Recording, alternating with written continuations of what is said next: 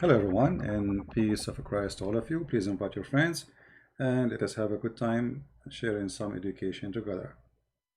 Actually, I was going to answer somebody, but then I did watch some of his videos. I remember him. This guy is a poor guy, like I don't want to make fun of him. He might hurt himself. So I changed the topic, and because in one of his videos he mentioned that if Muhammad is advising the Muslims, if Muhammad Muslims today, he's saying Muslims today, they don't insist of circumcision. And then he said if Muhammad was not circumcised, that will not make him from Ishmael, which means he thinks that Muhammad was circumcised. Nowhere in Islamic tradition, anywhere it says that Muhammad ever been circumcised. However, let us leave this poor guy. These days anyone can grow a beard and his hair go crazy and he think he's Einstein. But Einstein is only Einstein. There's no two Einstein. Otherwise, being bald or having crazy hair doesn't make you Einstein. We hear always in Christian churches, not only between Muslims, many ignorant who they say that Ishmael, he is the father of the Arab. And sadly, I say ignorant because you might hear someone, he is even a priest, saying that. First of all, the word Arab is not even an ethnic. The word Arab is a word mean people of the desert. Whoever live in the desert, he is an Arab. As simple as that. In other words, it's the same as the word you use for Bedouin. So when you say Bedouin, you mean Arab. When you say Arab, you mean the Bedouin. Low value? Maybe from your side, because from my side, it's very good. Is my voice good, guys?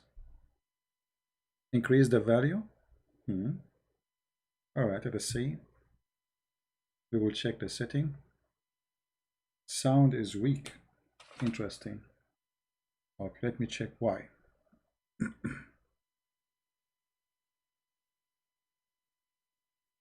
This is what happened when you have 4 wives and you are a prophet, and then your wives became 13 and 14. And your wives, they play with the things you have. I mean, like a microphone, etc. I told them, don't even get close there. But what you can do, I mean, give me a second, please.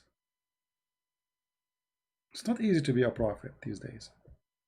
Now the Muslim, they will say Christian Prince claim to be a prophet. Yeah, the one who will do that is the best video editor, Mimi Hijab.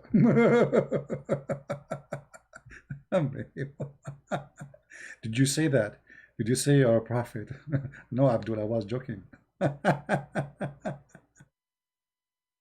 However, if Muhammad can be a prophet, I mean, anyone can be a prophet. Let me prophesy some of the prophecy of your prophet. There's a joke about Muhammad, where a guy, he came to him and he says, my wife, she is going to deliver a baby. What do you think is going to be? Muhammad, he said, deliver it. No? Deliver, and he did not answer. Then the guy, his wife, she delivered the baby, and he came to the prophet. And he said to him, Prophet, my wife, she delivered a baby. So the prophet said, it must be a boy. The guy, he said, no. The prophet then, he said, it must be a girl. And then the Bedouin, he was amazed how the prophet was able to find out. Now let us see how we can make the sound better.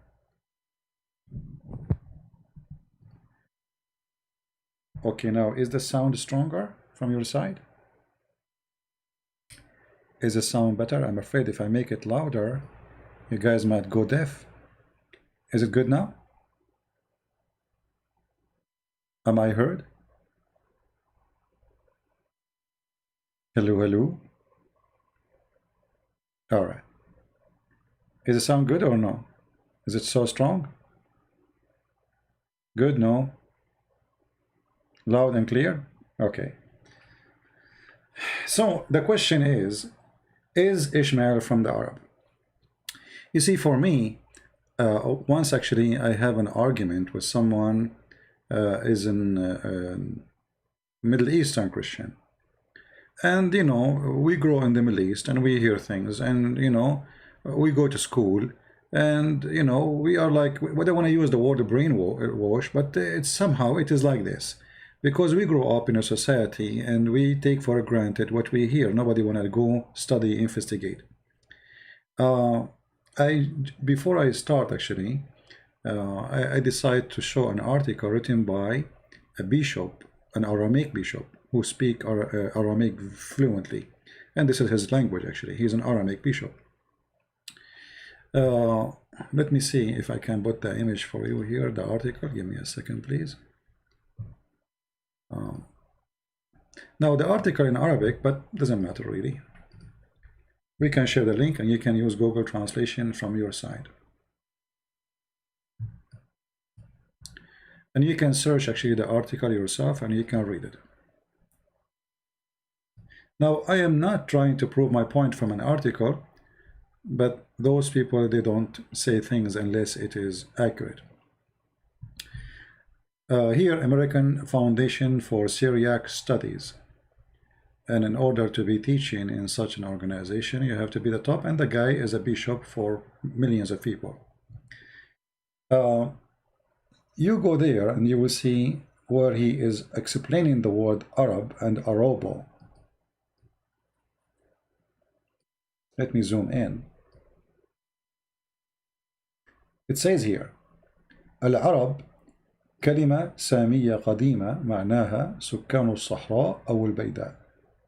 The word Arab mean, it's a you know, from the Sami origin, from Sam, and from the language of Sam, and mean the inhabitants of the desert, or you know, Baida is like, you know, there's a desert and there is the one, it's in the way to be a desert, or you're getting closer to the desert, as get like you will see some green, but it's not desert yet. So those people who live in those places, they call them Arab. It is not a nation. Whoever live in the desert, he is an Arab. All right. So, and you know, all the origin of the word is not even Arabic, which is funny. I mean, it's not even the Arab who call themselves Arab. I mean, those who live in the desert, it was the Aramaic people. And here you see how funny it is that now today you have a name people use and you call yourself, but in fact the one who gave you the name, it was not you, it was the Aramaic. Now the word Arab, by the way, is not only mean, or doesn't mean only people who live in the desert, it means people who they are savage.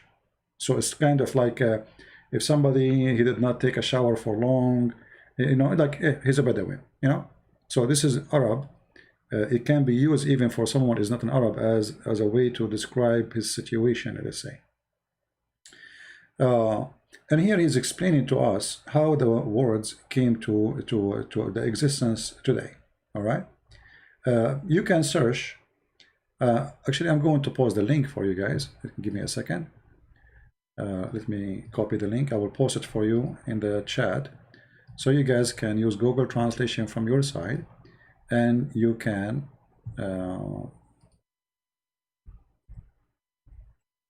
translate. Someone saying lose with Nini. Our friend, this Nini is an idiot. He don't even have high school. Bring me somebody. You know, when I talked to him, we were in a chat room, and he agreed that your prophet have boom boom with the goat. I mean, what are you talking about? Boom, boom with the goat. He agreed. Go and watch the, you know, the conversation between me and him. And the Muslims then they were making fun of him, attacking him badly for what he did. So you are an idiot.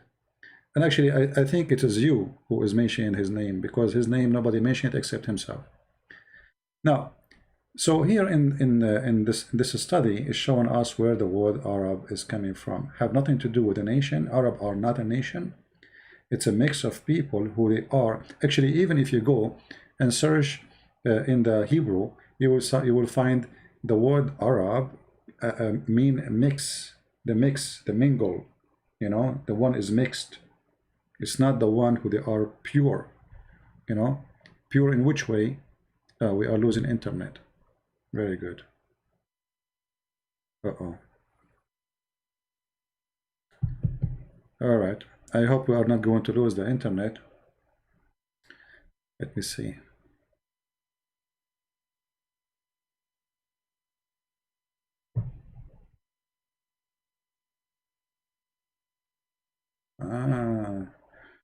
This is what happened.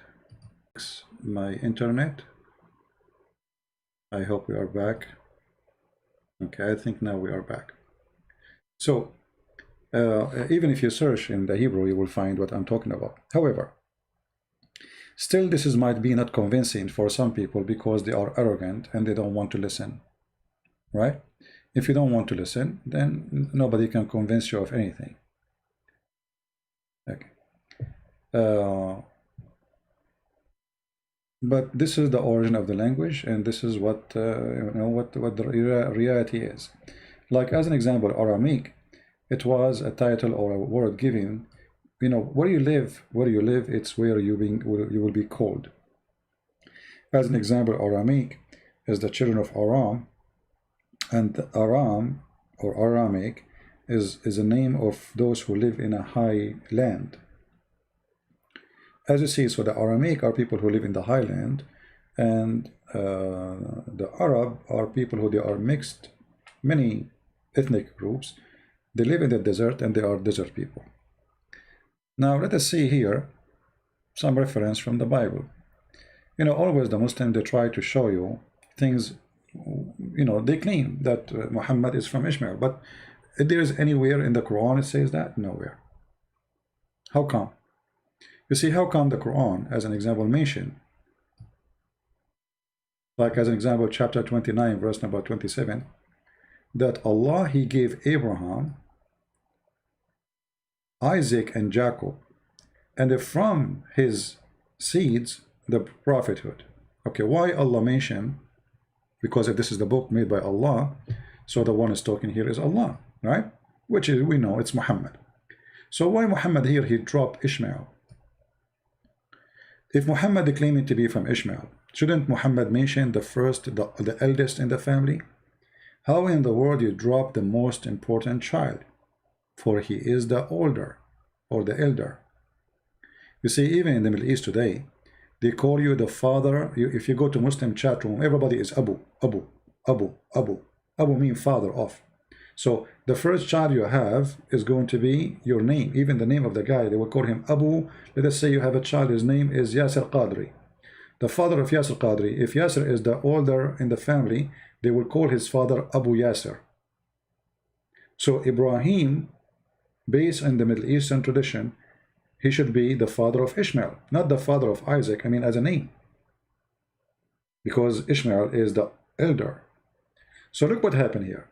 The Quran skipped Ishmael and mentioned Isaac and Jacob. And then after mentioning those two names, says from his seeds will be the prophethood. Where is Ishmael? You know what I mean? From the seed of Abraham, what the Quran chose to mention? Two names. Where is the third? The Muslim, they will say, well, Ishmael mentioned later, but this verse says, from the seed of Abraham, and mention two names, not the three names. From those seeds will be the prophethood, according to the verse, chapter 29, verse 27. Yet the Muslims will not accept. They will say, this is not enough proof. Okay, let us go to Sahih al-Bukhari. Sahih al-Bukhari is a Muslim book, and Muslims will say now what? They will say Sahih al-Bukhari made by a Christian prince, made by the Jews. Look what it says.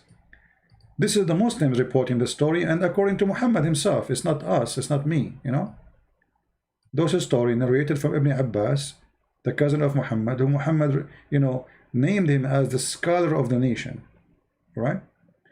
And then you will see that it's Muhammad who mentioned those stories, and they are copying from Muhammad what he said.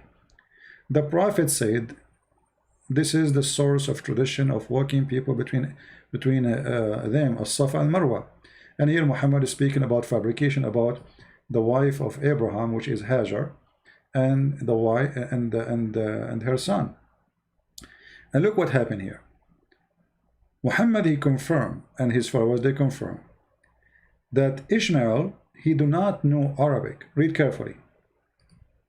So they settled there, and later on they sent for their family who come to settle with them. So there's some of families become permanent residents there. The child, i.e. Ishmael, grew up and learned Arabic from them. I mean, have you ever heard of a stupid statement after this? Somebody will say to you that Ishmael is an Arab. He is the father of the Arab, but he learned Arabic from the Arab. Do you see it?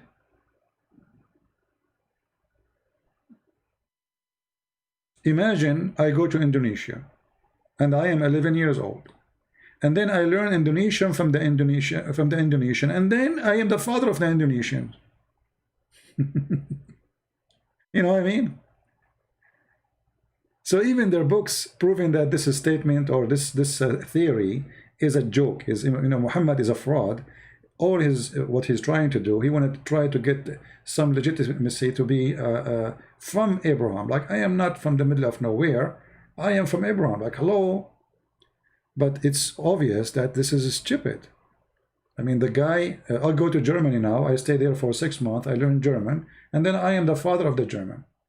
But the German are already there, and I'm learned their language from them, which means there's a nation, there's a language established, there's people who speak such a language, and then I go there and I learn Arabic, and then I became their father.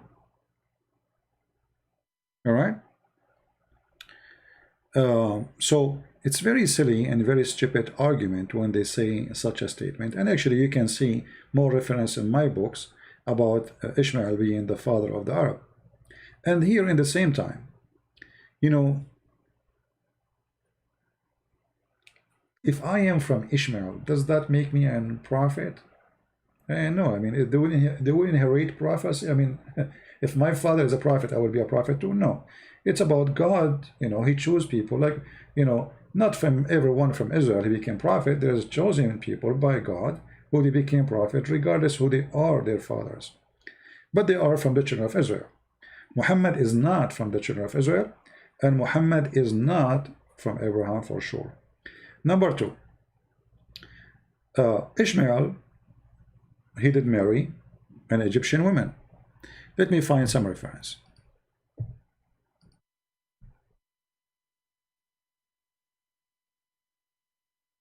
All right. This is the book of Genesis, chapter 21, verse number 21. Very easy to remember, 21:21.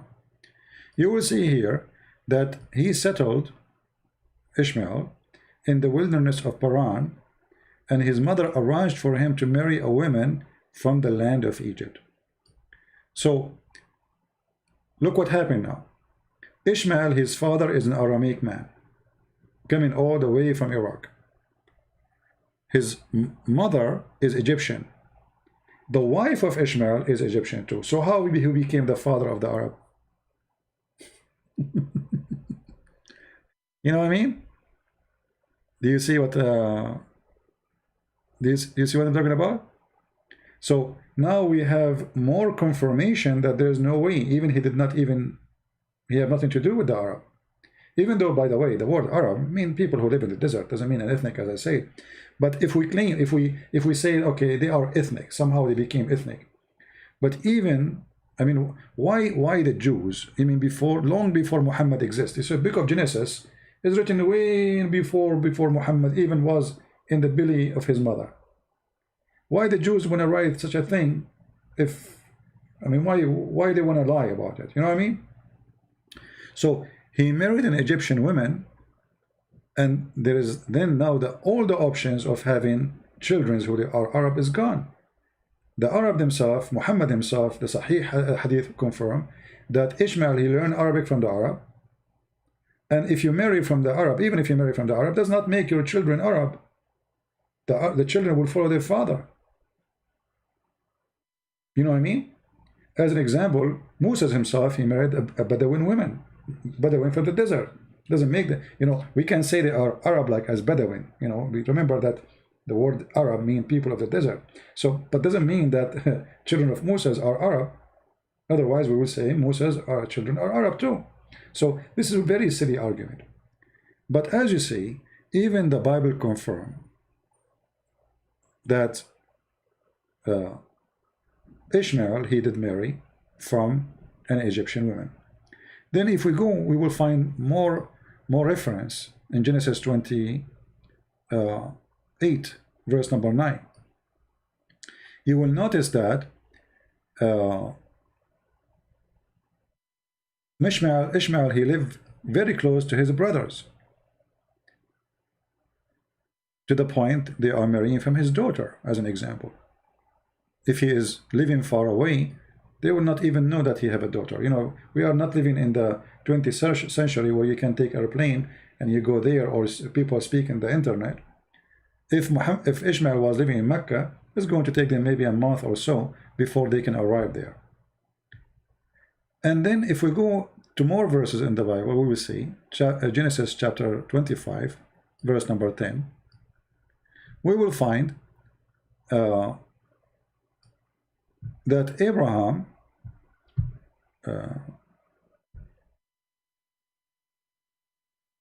this is about the burial of Sarah,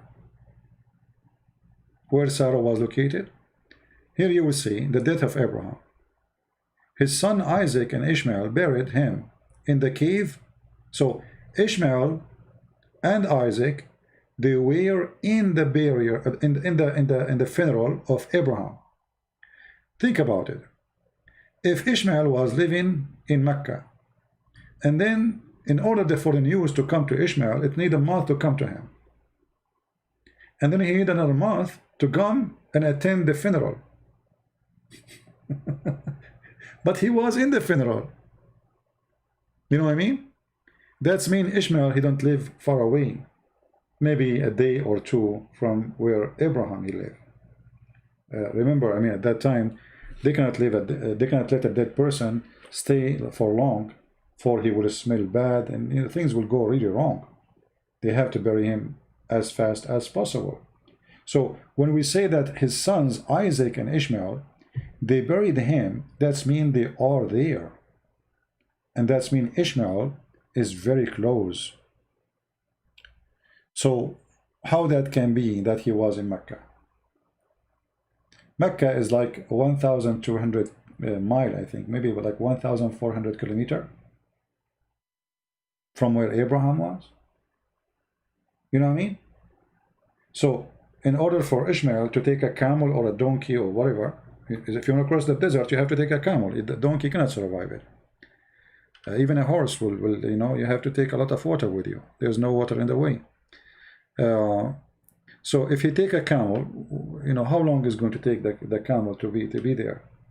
So all those things, you know, I mean, there's tons of, we can share endless reference about Ishmael, where Ishmael he lived. You know, Ishmael, according to the Bible, there's many places where it's, you know, shown us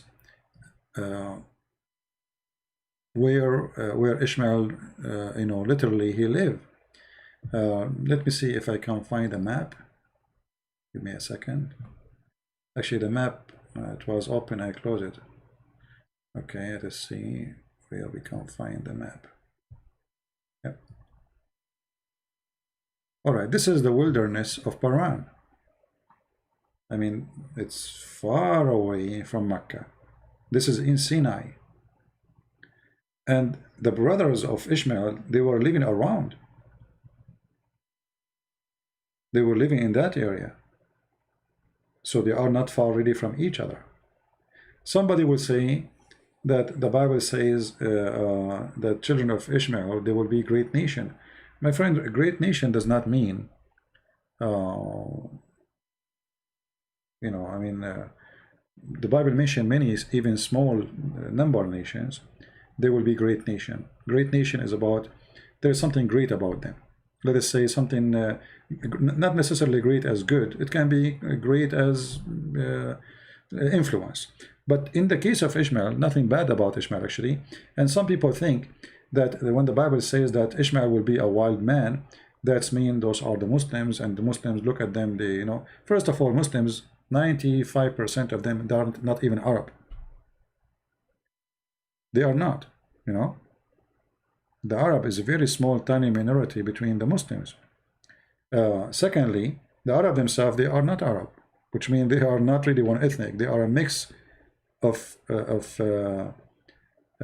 let me see if I can do that. Hold on, give me a second.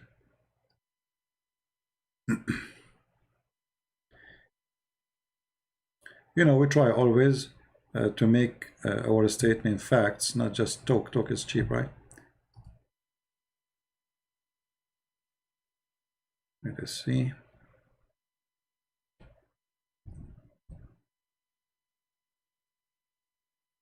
Okay.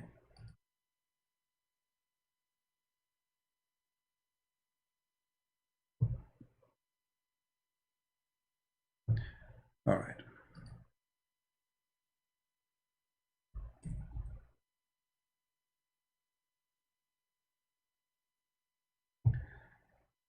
Let us look here.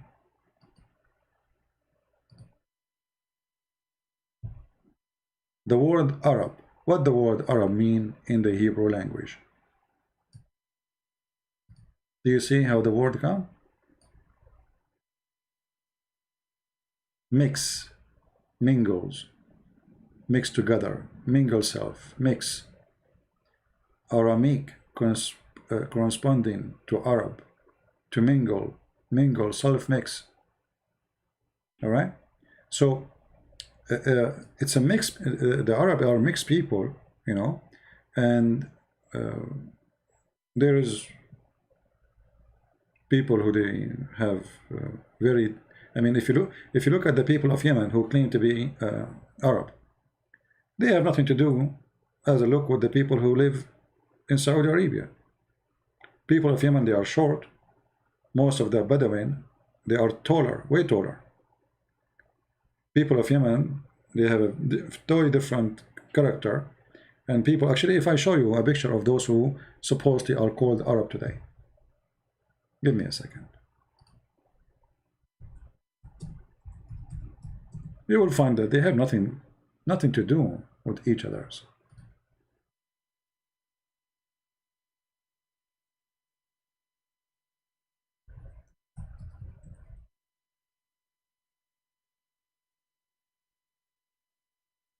As an example, the king of Jordan, he claimed to be an Arab, supposedly, and he's from Mecca, right? What about this guy? He have a blue eyes. Anyway, let us see. I'm trying just to find a picture, like a little bit a clear picture.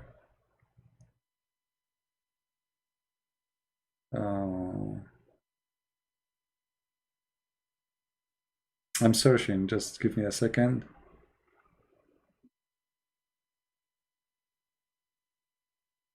There's many pictures, but none of them are close to the face, so we can see the difference.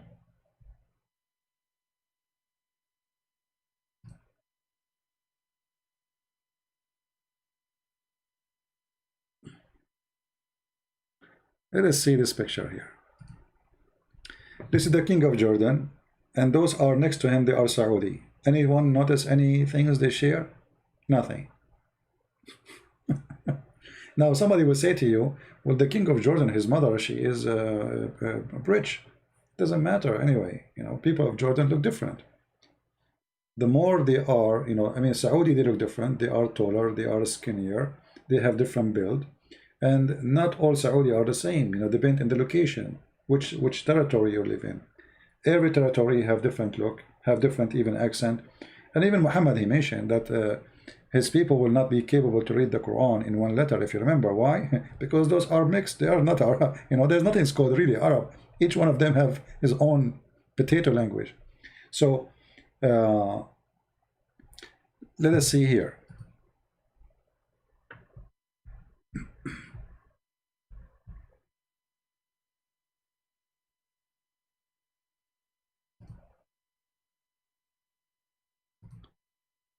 This is the crown prince of Saudi Arabia, and later he will be the king. and the other one is a ruler from Emirate. Now you look at them, maybe both they are dressing like Arab, but I mean as Bedouin people, but they have totally different look. Their eyes is different, their nose is different, their mouth is different, everything about, even their build is different, everything about them is different. So you can tell they are two different people. Let us see another one. This is the Prince of Qatar.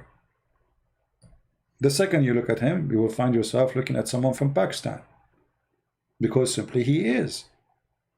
All those people there, most of them, they are coming from India, Pakistan specifically. Let us get a close look.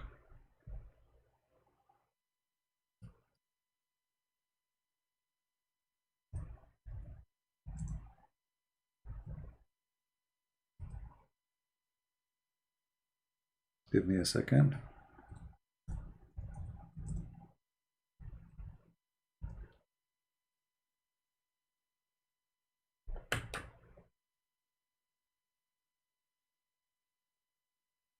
All right.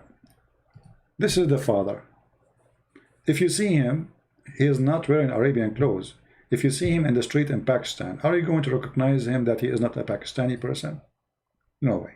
It's impossible. Right? All those people, they are coming from, because they are, you know, Pakistan is very close, by the way. It's just, you know, like a few hours by the boat, you will be there. It's almost across the border. Their even their tradition, their food, their look. This is the Prince of Qatar right now, isn't it? This is a guy from Pakistan. So how those Arab, they look different? I mean, each one of them is coming from different galaxy. Why they are not looking the same? You know what I mean? If when we say Arab, we are talking about ethnic group. If this ethnic group, let us say, mixed, and the majority of it is not from that group no more, then we cannot call them by that group anymore. Let us show you another one.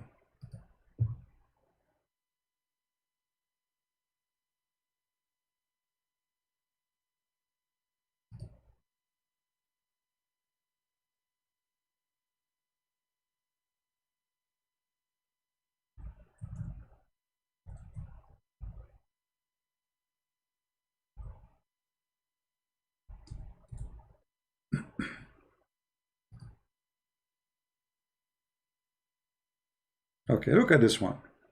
I mean, what does this guy have to do with the Arab? Anyone have an idea? He have a blue eyes. He's blonde. You know, if this guy he walk in Europe, you would think he is European like everybody, right? How this person became an Arab? Look at his wife. How this wife is an Arab? You know what I mean? So what does Arab mean exactly? I mean, when they say Arab, it's a joke. There's nothing it's called. Like when I say Arab, I mean that originally we are people coming from certain area as desert, but it's a mixed area with many ethnic. Nobody knows actually who they are, where they're coming from. It's a big mix.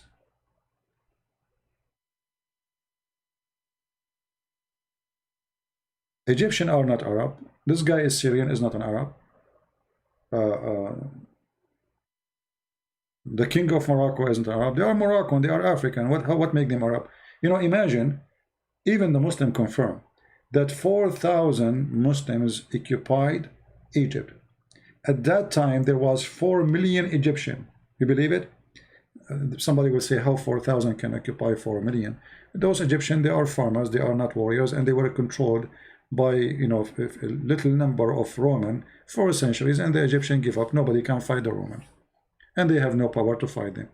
They have no army, they have no leader, they have nothing. The Muslims came, so the 4,000 Arab, they make the whole Egyptian, the 4 millions Arab. It's impossible. But this is what happened always. Islam come, everybody want to attach himself to the one who is victorious. Who is the victorious? The Arab. So it's better for you to say I'm an Arab Otherwise, you will be not an Arab, and then people will make fun of you. You will not be first-class citizen. And this is why Arab became, it's like saying, I am a superior, I'm an Arab. When Osama bin Laden, he went to Pakistan, and he went to Afghanistan, right away he became a leader. Why? He's an Arab, and he is coming from Saudi Arabia. That alone is a big deal. He is not a Pakistani, he is not an Afghani, he is an Arab. It's a big shot for them. This is why if you go to Indonesia, when they got a sheikh, he is coming from any what they call it Arab countries, like he's like a superstar there. He's an Arab. You know what I mean? Like a big shot. So that made many people, they try to make themselves join such a name, even though this name does not have nothing to do with any ethnic. Even the Arab themselves, as I said, they are not even an ethnic. Same for Muhammad. Muhammad in the beginning, the Arab, they were just Bedouin. They have nothing really to be proud about. So Muhammad, what he can be proud about? Nothing. So he decided to join the one who they are the most honorable. Who are they? Abraham, Isaac. You know what I mean? When you don't have a family, you try to find one. If you don't have, you want to claim to be a king, okay, you are the son of who? You want to be a prince? Who is your father? Which king? So Muhammad was desperate, trying to find a person he belonged to so he can claim something he don't have. And that was Abraham. It was a solution. All right? So Abraham was a solution for Muhammad, not a true inheritance, or let us say lineage. And as you see, even the Muslims, even Muhammad himself in his story, he mentioned that Abraham, when he had his son Ishmael, he went to Arabia, according to Muhammad, and to Mecca, according to Muhammad, and there was nobody there, according to Muhammad. But here we go, we find that he went there and he found the Arab there. And actually, according to Islamic history, if you find my book, if you read my book, you will find that he married from the tribe of Jurham. And, Jurham is the enemy of Muhammad, how he became the father of them. So all this fabrication is just to give Muhammad some papers. Papers, who is your father? Actually, I believe Muhammad, nobody knows who was really his father. For me, I'm just guessing. I think it was Waraq ibn Nawfal. If you have my book, you will see that when Muhammad's father, supposedly the one Muslim claimed that he's the father of Muhammad, he was going to have sex with the mother of Muhammad, the sister of Waraqa. She offered Muhammad father 100 camel to sleep with her. Now the story here is very fishy. I mean, 100 camel to sleep with her. Secondly, that means Muhammad's father was a gigolo guy, like you get paid for sex. So when the Muslim, they mention those stories in their books, that Waraq ibn Nawfal's sister, she offered 100 camel when he was going to have sex with the mother of Muhammad. And then Muhammad's father, after he finished with the mother of Muhammad, he came to her. She said to him, I do not need you no more. She changed her mind. So it looked like she was sent by her brother Waraqa, trying to convince him to stay away from this woman by offering money. And when he did not stay away, the offer is gone. No more money, no more camels. And imagine 100 camel in that time is a lot of money. I mean, it's a lot of money. So imagine at that time, that will make you really rich.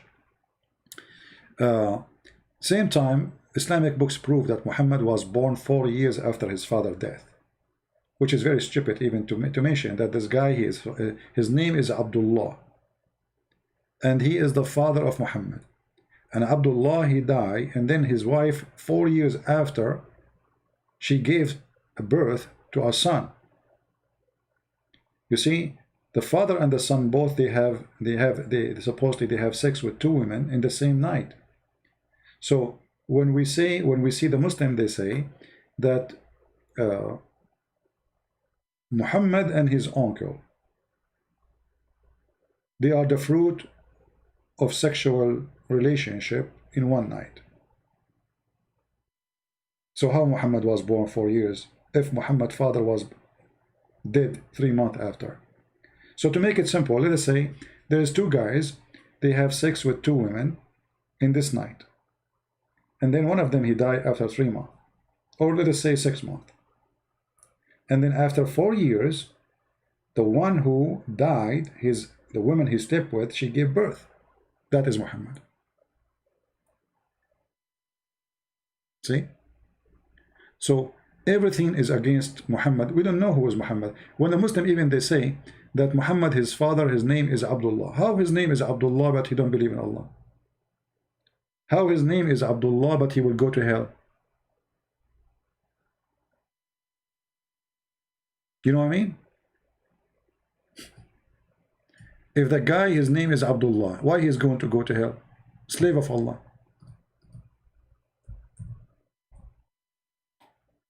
Right? Muhammad, he confirmed that his father is in fire.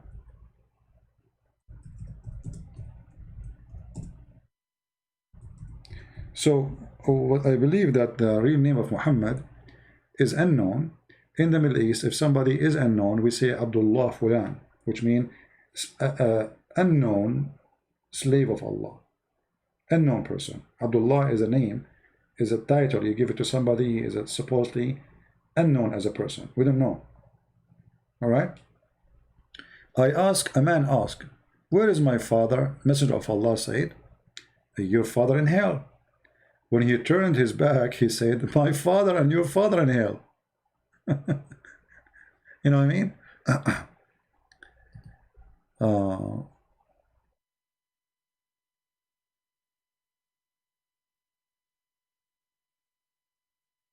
Of his mother and his uncle.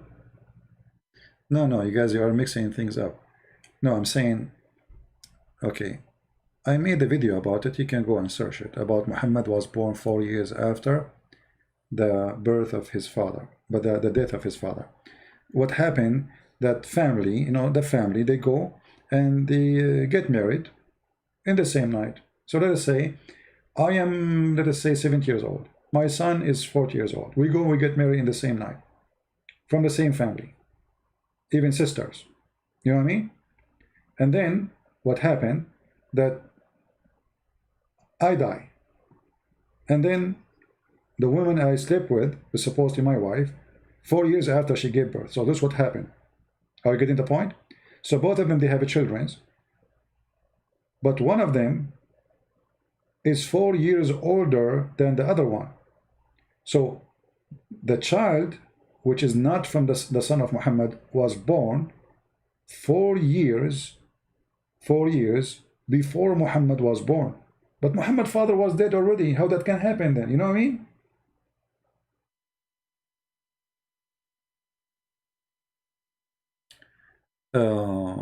Anyway, so you see all the reference proving to us that this is a fraud. This is additional fraud of Muhammad claiming to be from Ishmael. And why Muhammad in the Quran did not get a verse from his God saying, I am from Ishmael? Why in the Quran doesn't mention that? Maybe Muhammad never mentioned even that. You know, maybe this is later the Muslim, they add those stories to their books. Right? Well, I mean, it's adultery anyway. I mean, at that time, if you have my book, Sex and Allah, you will see how the Arab used to live. How many of you have the book? So you will see that the Arab, they use even to exchange wives. Even the Quran mentioned that, you know. The Quran, when the wives of Muhammad, they made like a revolution against him. What the Quran threatened them, that Muhammad will exchange them.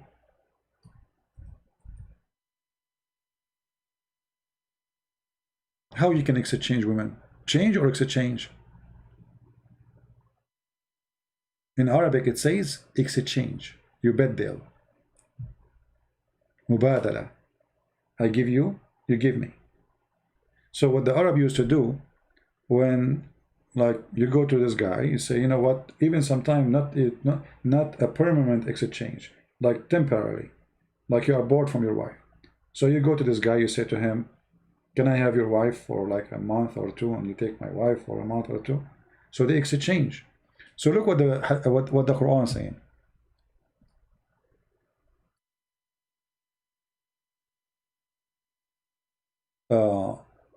But if you back up each other against him, huh? This is the wives are going against Muhammad. Here it says, Allah will give him in exchange a consort better than you. So what will happen here, Muhammad is going to give his wives to somebody else, and he will take somebody else's wives. It's an exchange. Now the Muslim, they say it's a lie, etc. Go and read the history of the Arab. It's an exchange. He didn't say he would divorce you. Huh? He says, it may be he will divorce you, or, huh? And there is an exchange will happen, which means this is permanent exchange. A divorce with exchange permanently, no way to come back. The word in Arabic, you know, if you go, let us see. Give me a second.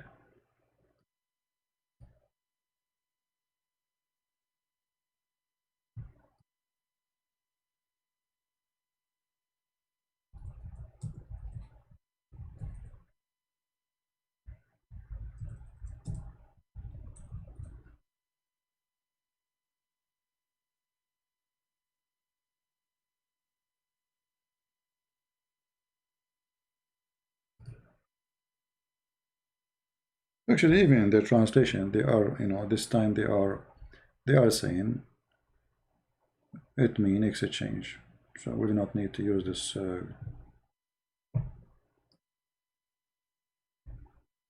Yeah, you see here, this is the Muslim website. You can point your mouse over the website, and it says here what is the meaning of the word.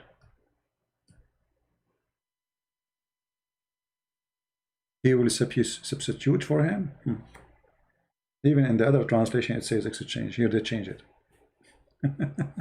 Anyway, so the Arab, they used to do that. You know, there is many kind of relationship between the Arab.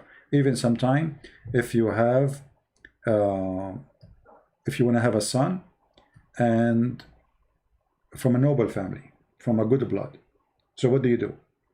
You send your wife to a man who is very well known to be good, or maybe he is very good looking, or etc. So you send your wife to sleep with that guy. She stay with him for a week or two until she, you know, she get what she want, a baby from him, and then she will deliver a baby, and the baby will be to the original husband. This is why Muhammad actually, in the hadith, he did not come with something new. He is copying what the Arab they do. As an example,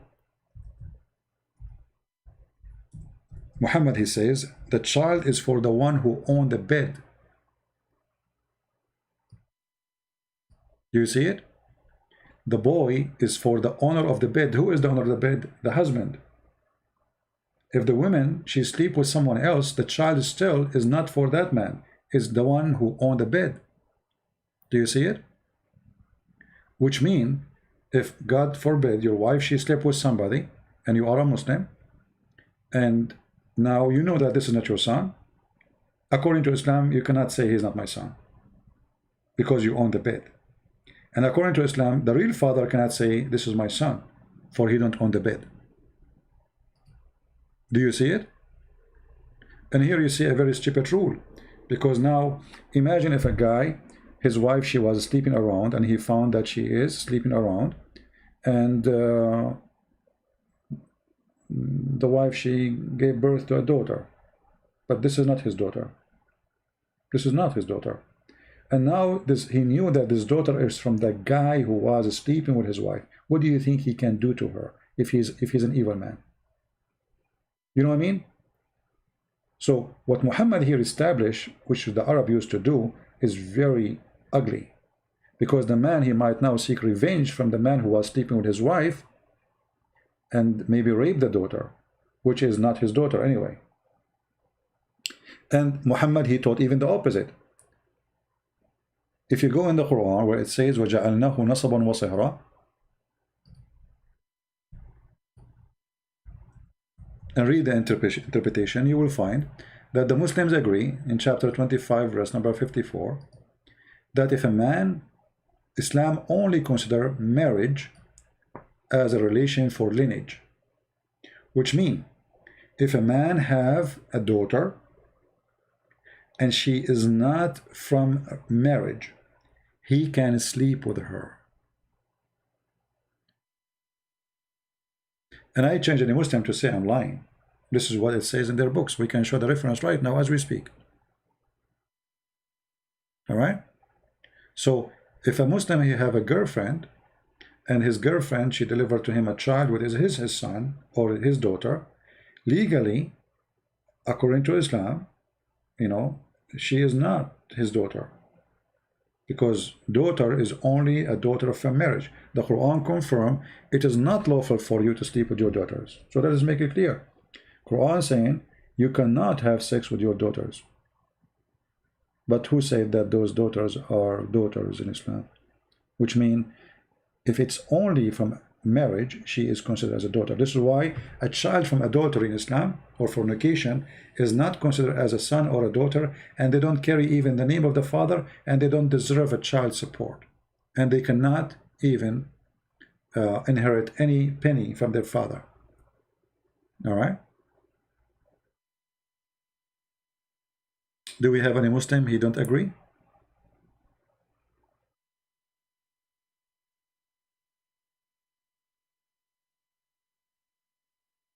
Armani, he is saying, okay, let us show you how Muslims they try to refute me. They cannot refute me, so they say, either they edit my video like Mimi Hijab, potato, or they say this. Why I want to debate? They are asking, why you don't call him, correct him? He said, why I want to debate with delusion person? My friend, perfect. I like what you said.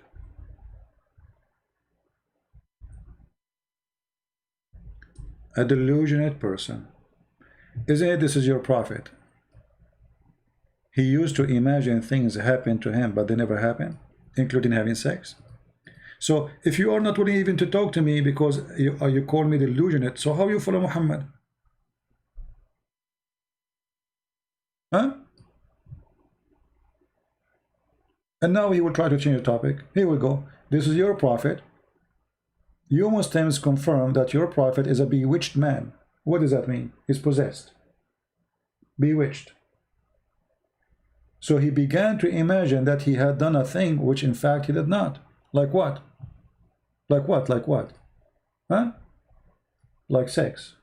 I mean, imagine your prophet is delusional to the point even his sex is fake. Even his sex have no witnesses. His wife was not there.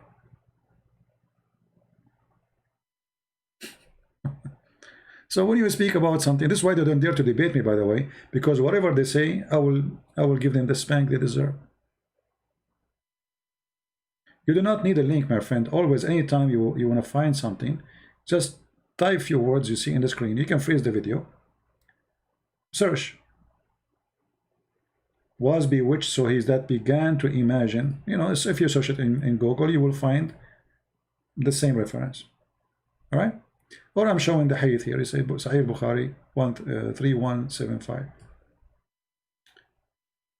And Muhammad, even not only this, I mean, even his sex was fake.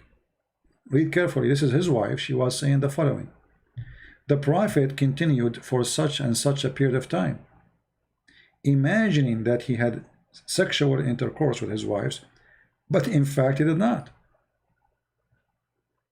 Yasser Kadri, debate me. My friend, isn't it a shame that you are using a name of somebody else? All right. Don't do that. Grow up. Do we have any Muslim have any comment about what we said, anything we said? Now, here, if you notice, if Muhammad, his sexual relationship, it was imagination. So how we can trust this guy that he saw an angel? How we can trust that this guy, he been squeezed by an angel? Because obviously he was squeezing his wife too when he was imagining. He was squeezing many things. I'm not going to count them. How come Muhammad did not notice that he was squeezing something not? This, for sure, had nothing to do with his wives. I don't know what he was squeezing, but he was squeezing something. All right? So, and here you see the hypocrisy. The Muslims, they try to attack me by saying things like, Christian prince is a blah, blah, blah, blah. Say whatever you want. I am not a prophet. You can call me whatever names you want. Who cares? I don't really care for all what you say about me. You don't even know who I am. So, the second we show them what is in the screen, they try to change the topic. Anyone can tell me how in the world this person can be trusted? You see, when I was in the army and I finished my service, I was leaving. There was a guy, like there's an office you go to do the papers before you leave. There was a guy next to me. He said to me, I said, oh, you're done? He says, well, no, they released me. I said, well, what's wrong? He said, he hear voices. The guy, he looked fine. I mean, he didn't look like a crazy person, but he hear voices. He admit he hear voices. And that is in the army is very dangerous, you know. So, even as a soldier, you cannot work in the post office. You cannot work. Muhammad cannot fit to work anywhere. If you tell this story, you cannot even be a witness in the court. A judge will not accept you to witness even for a guy he took a zucchini, because obviously you imagine things. You know what I mean? So how you can be trustworthy? The guy, their own, I mean, the funny is that this is their own books saying that. Who is saying that? Aisha. I mean, first-hand witness. Is that an authentic story? Yes, this is Sahih Bukhari. How this guy can be a prophet? How you can trust that this guy, he saw anything? And look, since he mentioned that he cannot debate me because I am illusionate, he don't talk about illusionate no more. Look, he's so quiet now.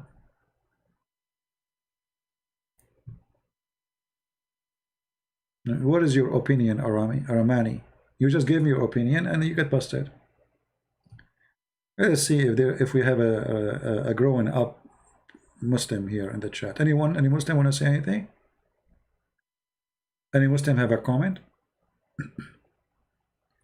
So as you see, Muhammad have nothing to do with Ishmael. Even in the Muslim books, Ishmael, he learned Arabic from the Arab, from Sahih al-Bukhari. It says that he learned Arabic.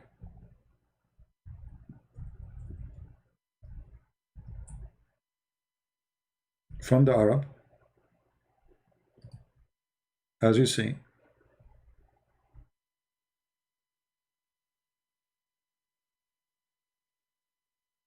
So all those statements is a statement of ignorance, even if the one who say them is a Christian.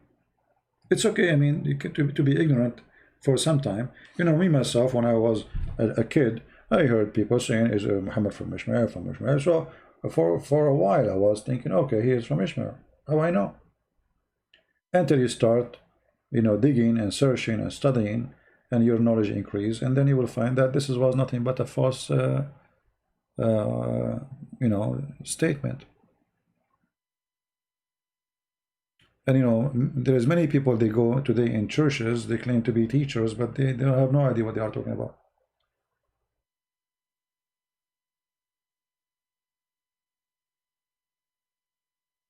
Any Muslim?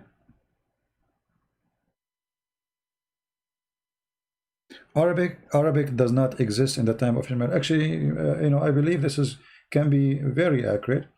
As I said, the word, the language Arabic does not exist as a language by itself. The Arabic language is a mix of Aramaic and other languages. Actually, if you read the Quran, I believe that the first Quran was not even in Arabic. It was written in Aramaic, even Aramaic letters.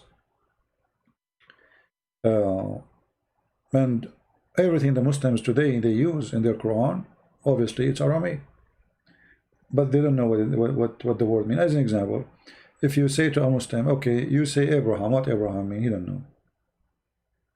What Moses mean? He don't know.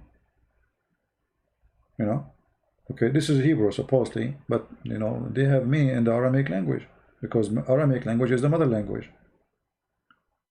You say Isaac, what Isaac mean? Israel, what Israel mean? They don't know. Sam, what Sam mean? Ham, all those names, what they mean? They don't know. What Adam mean? They don't know. For none of those have nothing to do with them.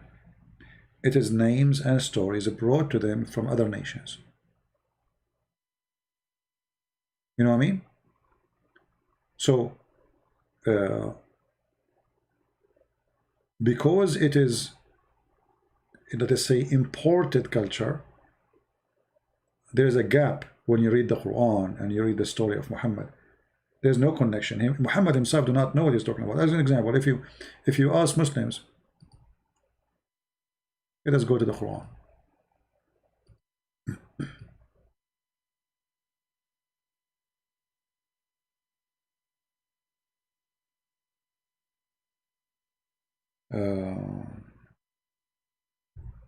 Let us see this one.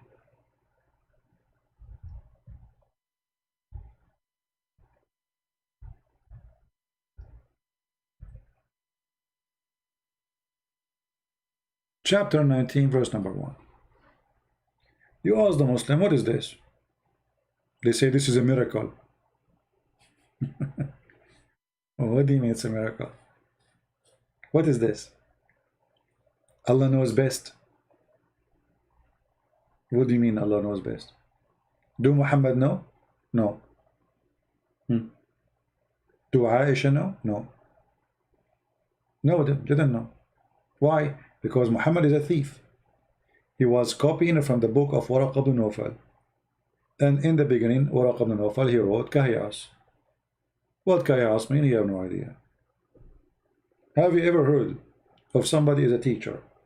He says to you, today I will teach you something. And then he writes in the screen, Kahiyas. And then you ask him, the teacher, what does that mean? He says, Allah knows best. Why? Because he is a thief. He doesn't know. This is not his book. You know what I mean?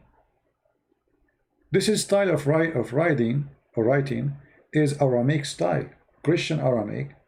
They summarize from the beginning what the topic will be about. It's like the title. So letters have value in the Aramaic language, and actually even the Arabic, because they are copying the Aramaic. So each letter have an Aramaic value, and you will notice if you put all the value together, they will make a title says Kahiyas, which mean Christ is my God. And does it make sense? Yeah, so absolutely. This is a chapter of Maryam. Chapter of Maryam. Who is Maryam? The mother of Jesus. So what the first sentence is saying? Christ is my God. Al-Masihu Ilahi. Muhammad, you do not know what this means. He copied the letters as they are, put them there. You know? No. But this is about Mary. The whole chapter supposedly is about Mary. And as usual, Muhammad always copied the name wrongly. So he thought that Maryam is the same Maryam as the sister of Aaron. This is why in the Quran he called her, O sister of Aaron. Idiot. You know, Muhammad always remind me of a thief. He stole a rose rice. You know? And then he don't want anyone to know that this is the stolen rose rice. But in the whole city, there's only one rose rice. So what Muhammad will do? In order nobody will know that this is a rose rice, he changed the thing in the front of the car. You know, he put something in the top of it. He took it. Let's say he take the symbolic for Honda. He put it there. People ask him what does this mean. He don't know. because both are theft.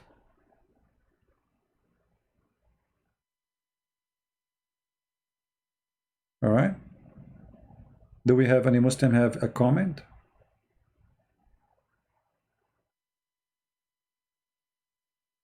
Anyone?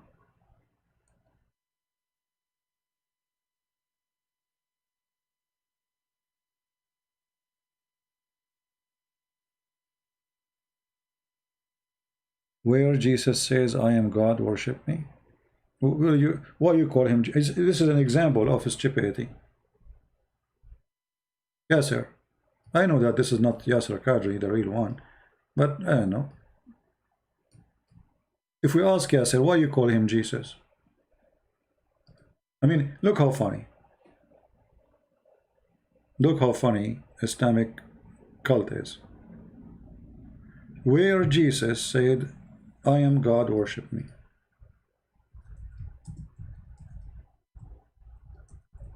All right. I'm not going to show you.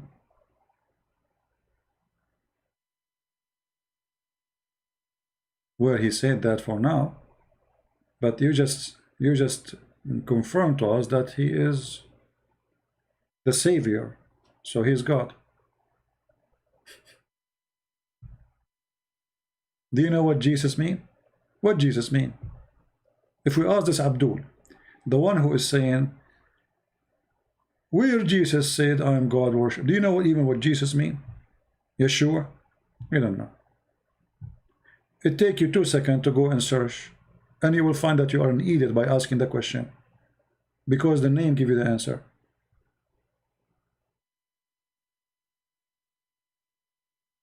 Isn't it amazing how funny they are?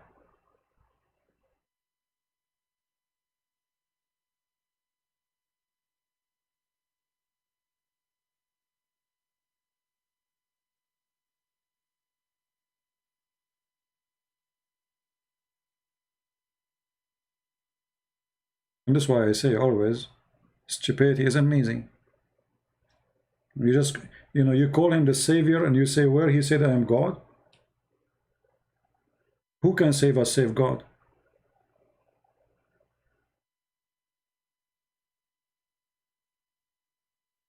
You know what I mean? Who is the Savior or save God? There's nobody can save you save God. So you say, where is the Savior said, I am God? It's like saying, where the one in the, what they call him, the swimming, the beach guard, where the beach guard, he said, I know how to swim. You know what I mean? I mean, I don't know what they eat, but whatever they're eating is impacting them badly. Right? Like, where the swimming pool guard, he said, I can swim. His swimming pool guard. Like what? Where he said, I know how to swim. Yeah. Do we have any smart Muslim? You have anything to say? And those people, they get offended. If you say smart Muslim, they get offended. If you say stupid, they get offended. Doesn't matter what you say, they get offended.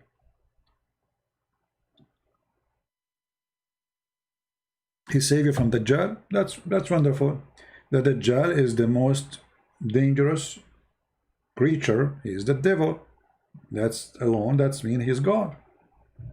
Even your prophet says, when the Dajjal he see him, he will be melt like salt in water. Why? How come the Dajjal did not melt when he see Muhammad, Shaitan?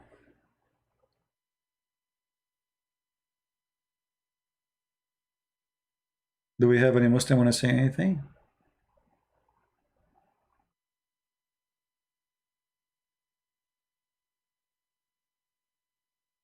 Isa, you see, I cannot really confirm, but I am thinking, this is my own theory, that Isa was the son of Maryam. Maryam. Which Maryam we are talking about? Not Maryam, the mother of Jesus.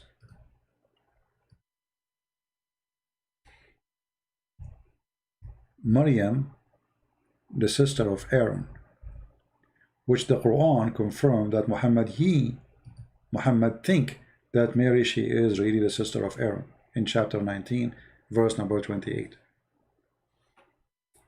You see here, the Muslim, Muhammad, he got busted in his time. A rabbi, a Jewish rabbi, he came to Aisha and he told her, but there's a huge difference, there's hundreds of years between them. How Mary, she is the sister of Aaron? She told him, you are a liar, which means Aisha, she believed that this is what Muhammad meant.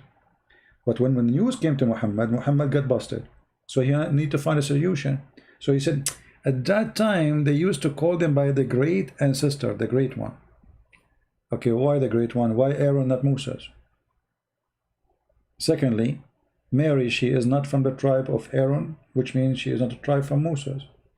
Number three, well, if you want to call them by their ancestor, you call him the daughter of, etc., not the sister.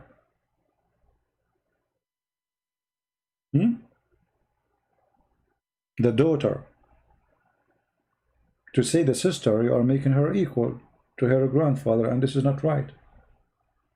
Right? So Muhammad, because he is a thief, he's a fool, he learned from the Jews that there is a woman, her name is Maryam, she is a sister of Moses and Aaron, and she have a son, maybe, his name is Isa. So he thought that Isa is a son of Maryam, the sister of Aaron. So according to Muhammad, Jesus is the nephew of Aaron. Now, Muslims, they try to get away from it, but I don't know if you guys remember how we can prove that this is not something they can escape. Anyone knows how they can escape? Who can help me? I think it's time to ban some kids here, like this guy Yasser Kadri. Go change your name. I don't have time for kids, my friend.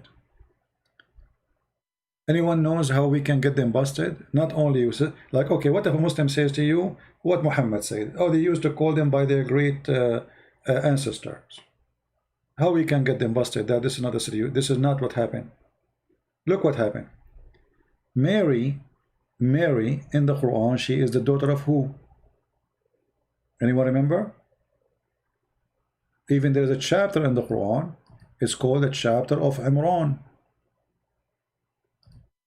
Ali Imran. Al in Arabic means family. Okay, family of Imran. Okay, so how Imran became the father of Mary? So Muhammad not only stupid, he is a donkey. He said that Mary, she is the sister of Aaron, and he made her father the father of Moses, because the father of Moses is Amram. You see what happened? So now how they can get away from this? Muhammad, he got busted from every direction. Muslim, they tried to save him, but not with me. You cannot save him with me. How Imran, even the name, he cannot even quote it correctly. It is Imran, not Imran.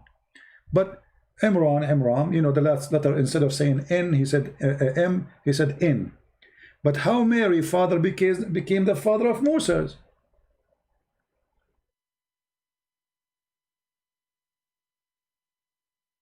You know what I mean?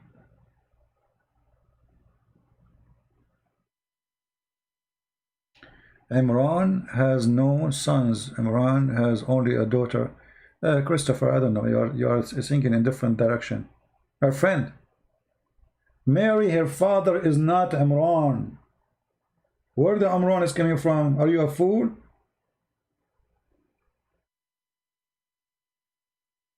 Mary, she is not a daughter of a guy. His name is Imran.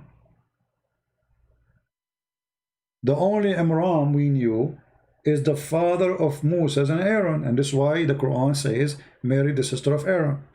Did you get it? So according to the stupid Quran, Mary, she is the daughter of Imran.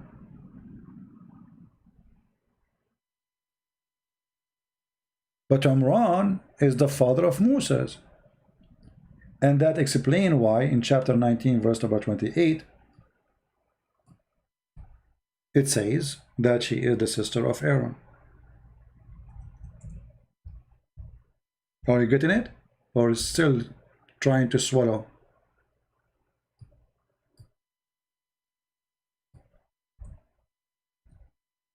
Are you getting it? No? Behold, the women of Amran said, "Oh my Lord, I dictate into you what is in my womb." Okay, who is that one? Her name is Maryam. Chapter 3, verse number 36. Do you see it? But Amran is not the father of Mary. This is the father of Aaron and Moses and Maryam. Are you getting it? I don't know how slow people are, but you can be slow as much as you want. Maybe you need oil change.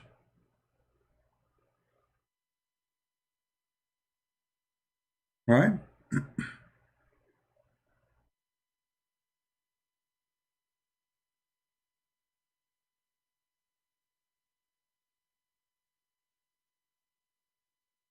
Any Abdul have a comment? So isn't it really obvious that Muhammad is a fraud? Actually, this statement alone is enough to prove that Muhammad is a fraud. Why we Christians 600 years before Muhammad, we need to change the name of the father of Mary? I mean, what does have to do with anything? Even the name of Mary changed. And here it's so clear that Muhammad, when he said that Mary, she is the sister of Aaron, it was what it's meant. Because the name of the father of Aaron and Moses and Maryam is Amram.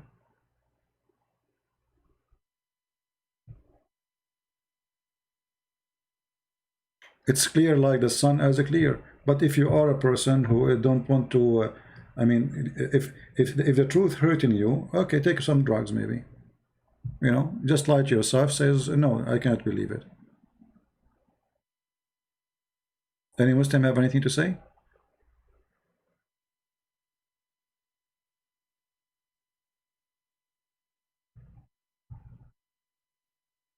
Armani? You better go, Armani. Take care. Take a hike. Did you read the Bible from the beginning to the finish? No, Armani, I was waiting for you to teach me because I am illiterate like your prophet. Did you ask the same question to your prophet?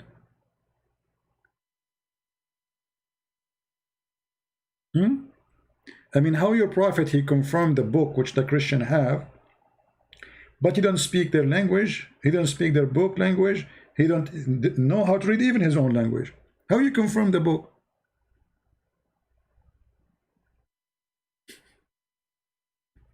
You know what I mean? I mean, the Muslim, they ask you, are you knowledgeable? Do you know how to read? Even they make fun of my English. Their prophet did not even know to read his name. Christian Prince, he do not know how to read Quran. Ha, ha, ha. And they make videos, suppose the Christian Prince do not know how to read. I mean, aren't you ashamed of yourself? Let us say, for the sake of argument, which everybody knows why you are trying to make fun, you are bankrupt. I mean, I am an Arab, born in the Middle East, all my life reading in Arabic, and now I do not know how to read Arabic. No problem. Who's going to believe you anyway? But let us say, for the sake of argument, I am from Iran. I don't speak Arabic. Okay. And all of you Muslims do not know Arabic. So this is the bankruptcy of Islam. If you do not know Arabic, they make fun of you. Like Mimi Hijab, he said to David Wood, I know this is coming. You don't know Arabic, and you don't know Hebrew. And later we find out that this idiot, he's a donkey. He said, Elijah, I mean God with us. He teaching David Wood Hebrew now. And he said that Allah, he said, pray for, not to. And when he asked him, Allah have hands and legs, he said, who said so? Your prophet says so, you idiot. The Quran says so. Do we have any Muhammadan? Always, you know, when you see Muslims, they are launching an attack on a person. That means he is doing a great job. All right? And they try to put the pressure on him. Like, depend on the person. Like as an example, there is a person, his name Apostate Prophet. You know him, right? He have his own channel. He is an ex-Muslim from Turkey. So uh, this guy is a very nice guy, and he cannot, I mean, you know, some people, they cannot take stress. So they try to put stress on him. They try to insult him as a person. This is their strategy. So you need to be strong when you deal with this garbage. You are dealing with the garbage literally. So they try to humiliate you, to make stories about you, they lie about, just laugh. Never make them feel happy for what they do. You can call me, you can make stories about me, who cares?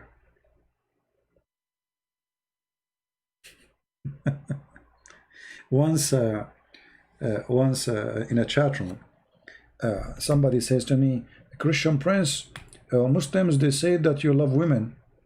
I took the microphone. I said, my friend, thank God I don't love men. I love women. What's wrong with that? Supposedly they are trying to this, like, you love women? Really?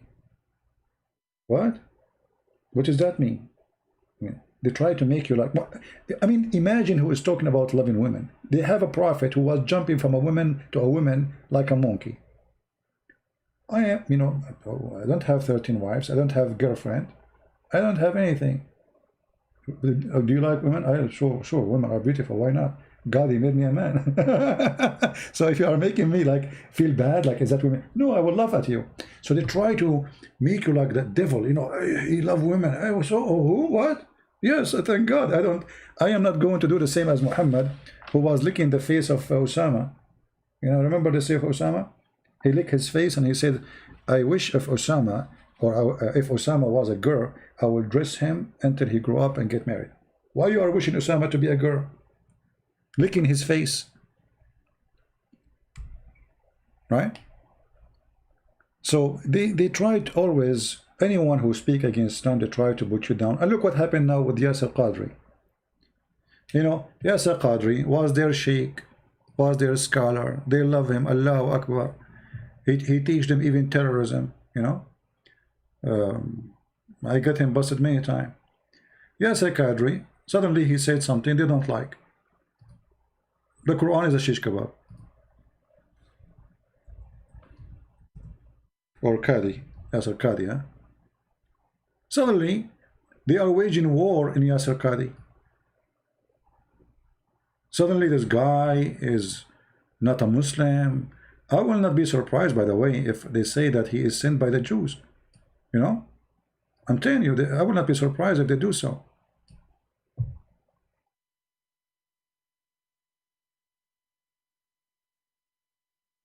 Yesterday, he was their scholar. Today, so they do video editing not only for me. They do editing for their own scholars. They call them scholars. Yesterday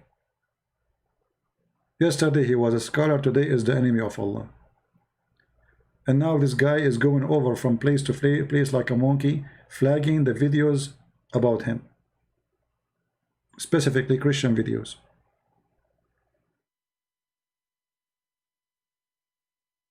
Can you imagine that you invite somebody to do an interview with him, and then you edit the same as he did with my, you know, he told the Muslims, you want to debate me, this Mimi hijab. He's a coward. You don't dare to debate me. You will never dare. So what he do?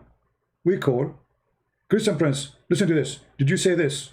And they play short, like 10 seconds. I'm saying to a Muslim woman, suckle me. Did you say that? Did you say that? Yeah, I said that. I was quoting your stupid prophet. He hung up on me.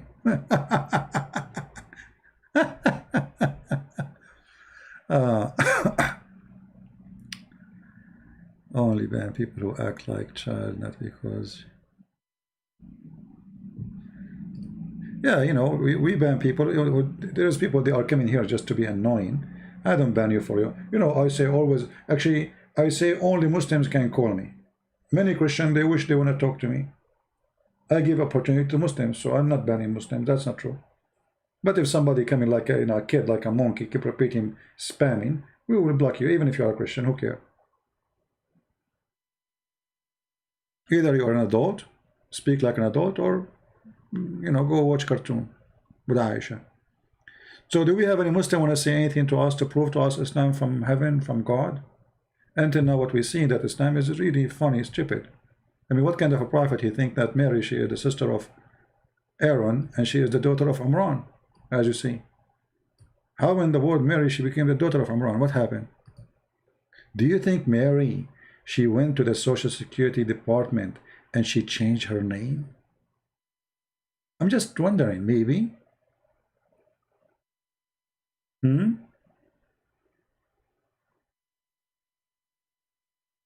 Any Muslim have an idea?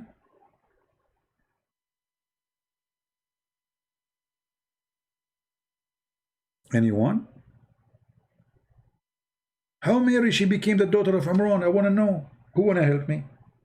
How Imran, the father of Moses, became the father of Mary? By the way, they used to live in the same time, huh? Just there is like hundreds of years between them, not much. It's possible, it's possible.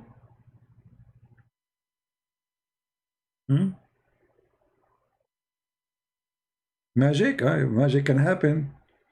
You know, magic, yeah. Actually, don't you know that Muhammad, he was controlled by magic? They got some hair. This is why, you know, like, I understand why Brother Sam Shamoun, he shaved his head.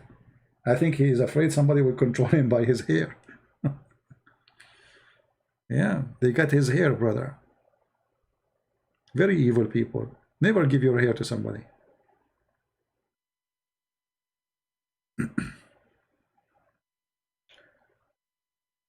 Do we have any Abdul want to say anything? There's a guy, you know, he's supposedly a Jewish, but he's a poor guy. I feel sorry for him. You see, the Christian prince, he called Muslims Abdul.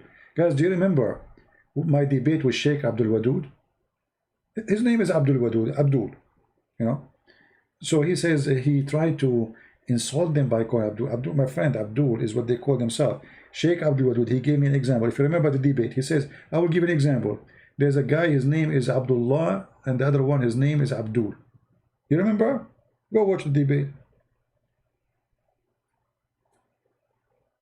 Silly people, and try, because you get them busted. They have no knowledge.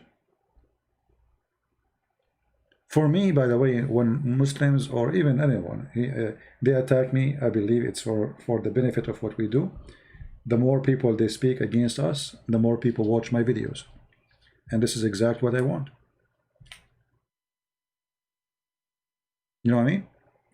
Like you will see a funny guy without saying his name. Don't make the fool famous.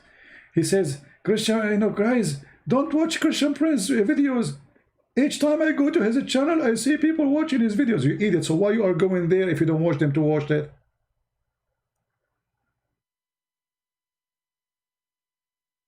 I mean, look at this idiot.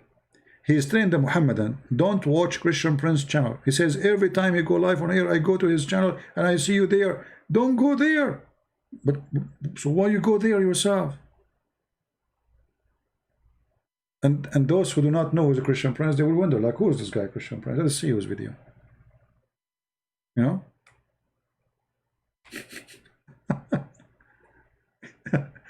Yeah, that's why I say stupidity is amazing. Big mistake. Big mistake. You know, when Mimi, he did that video, the Muslim, they say, Christian Prince, he finished you. You are finished. And, you know, you see, even if I am not telling people in advance, I have 900 people watching. I mean, do you see how much I finished? Finished for what? For saying, suck on me? Go to your property. And the funny, they say Christian Prince, the sexual predator. For what? First of all, you know, you liars. The woman, she was saying dirty words about Jesus, and that's why I quoted for her what her prophet said about suckling. Secondly, if somebody says to a Muslim woman, suckle me, that will make him a sexual predator. You just admitted that your prophet is a sexual predator. They don't know what they are doing.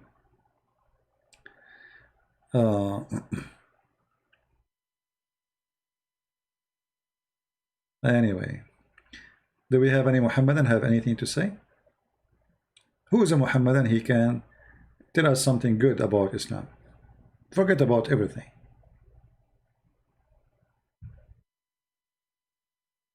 Yeah, he will be refuted, you know. Yasser Qadri, he will be refuted.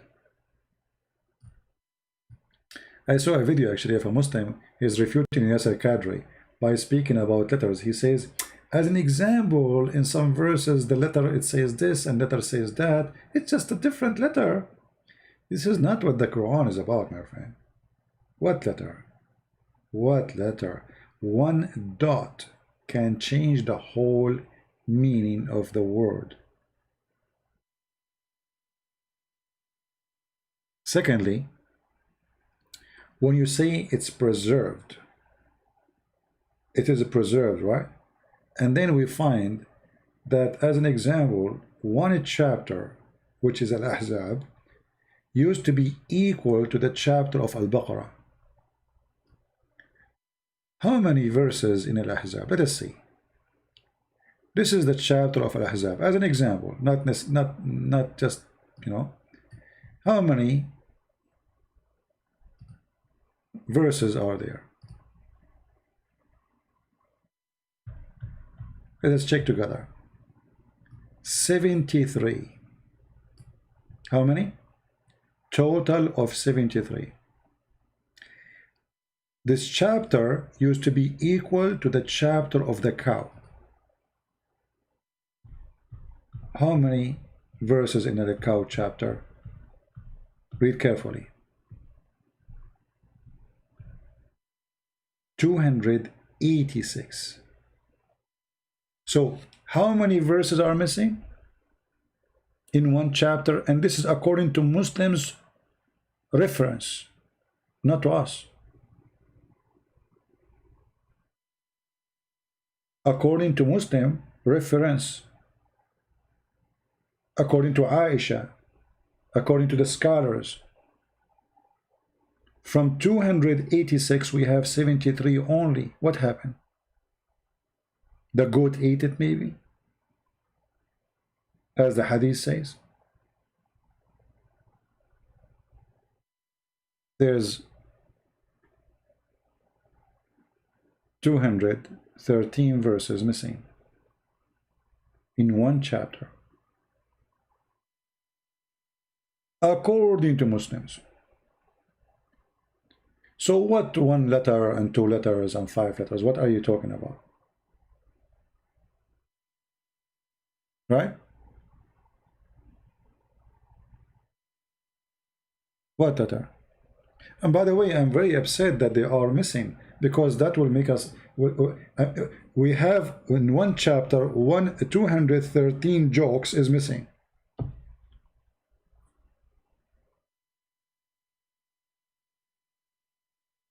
For me, I'm against any goat when I eat the Quran, as the hadith says, because the more the goat eat, the less we can expose Muhammad. So don't take me wrong, I support the preservation of the Quran. You know what I mean? And I'm so upset actually from this goat who ate the Quran, if you remember.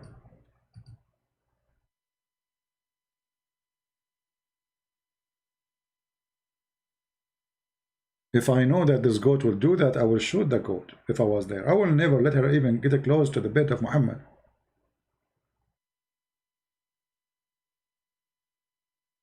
Because the more we lose of the Quran, the more we, you know, have less good time.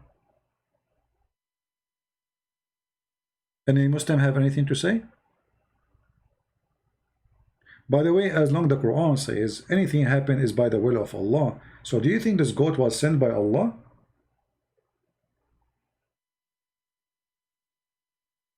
Anyone have like an explanation from the Muslim belief? Why this goat? Who is the one who behind anything happen in this earth is by the will of Allah? If Allah don't want something to happen, will never happen. So if this goat did eat the Quran, obviously the one who sent the goat is Allah. This is Allah goat, which make it a holy goat. because now it's sent by Allah, and now she eat the word of Allah. Any Muslim?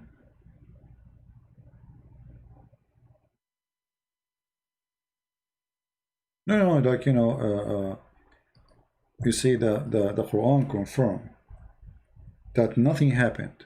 You remember the guy who called me in the other day from he's from Bangladesh, but he live in England? Salsuri, I don't know what his name, Salmunu, Salulala, Sanaruluri, I don't know. The guy who speaks like Sabil Ahmad, so fast. Brother Thittar. So I said to him, today I open my computer and I start exposing Muhammad. Is that something I did willingly or Allah forced me? Do you remember? He refused to answer. Remember, right? I keep repeating the question once after once after once. He will never answer. Why? Because the answer is so clear. Allah, He made me open the computer and speak against Allah.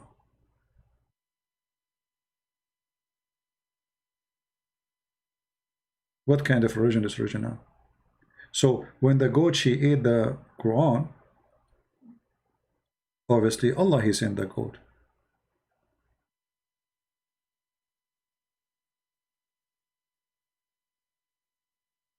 Because the goat cannot do anything. No one, according to Islam, no one can do anything unless it is the will of Allah.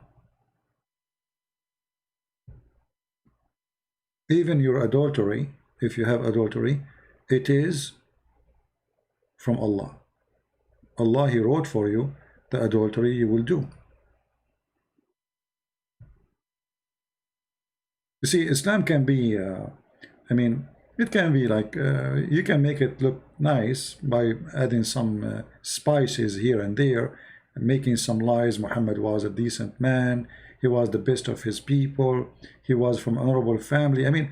Honorable family, they are full of lies. Honorable family, the guy, he used to take a shower with dead dogs and women blood from period. How honorable can be? When you speak to Muslims about Muhammad, they try to make him God. He is from a biggest family. He is from honorable family. So if he was from honorable family, how come when Khadija, she made her father drunk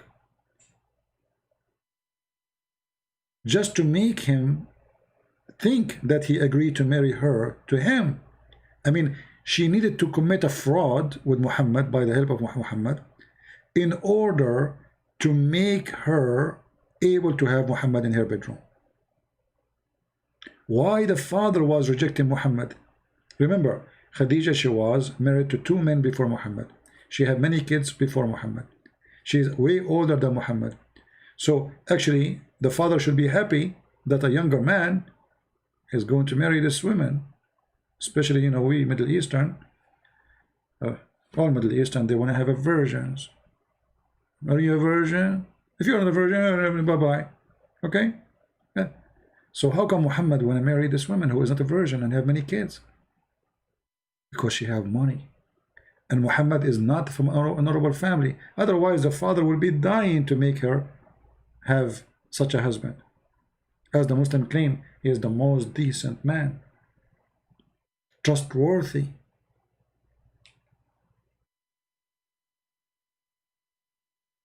He was a noble man. But at that time, noble men, they used to take shower with dead dogs. Yeah. Yeah. That's a tradition maybe at that time. My grandfather, who's an Arab man, he told us that at that time, we don't take shower in the bathtub. We used to jump with dead dogs and women blood from period and garbage. Because that will protect us from mosquitoes. Do you see how noble he is? They say to you, he's a noble man. This man is not only not a noble, obviously he is a mentally ill. Regardless who you are, how in the world I'm going to jump with dead dogs and women blood from period and garbage, and even they say it's a stink.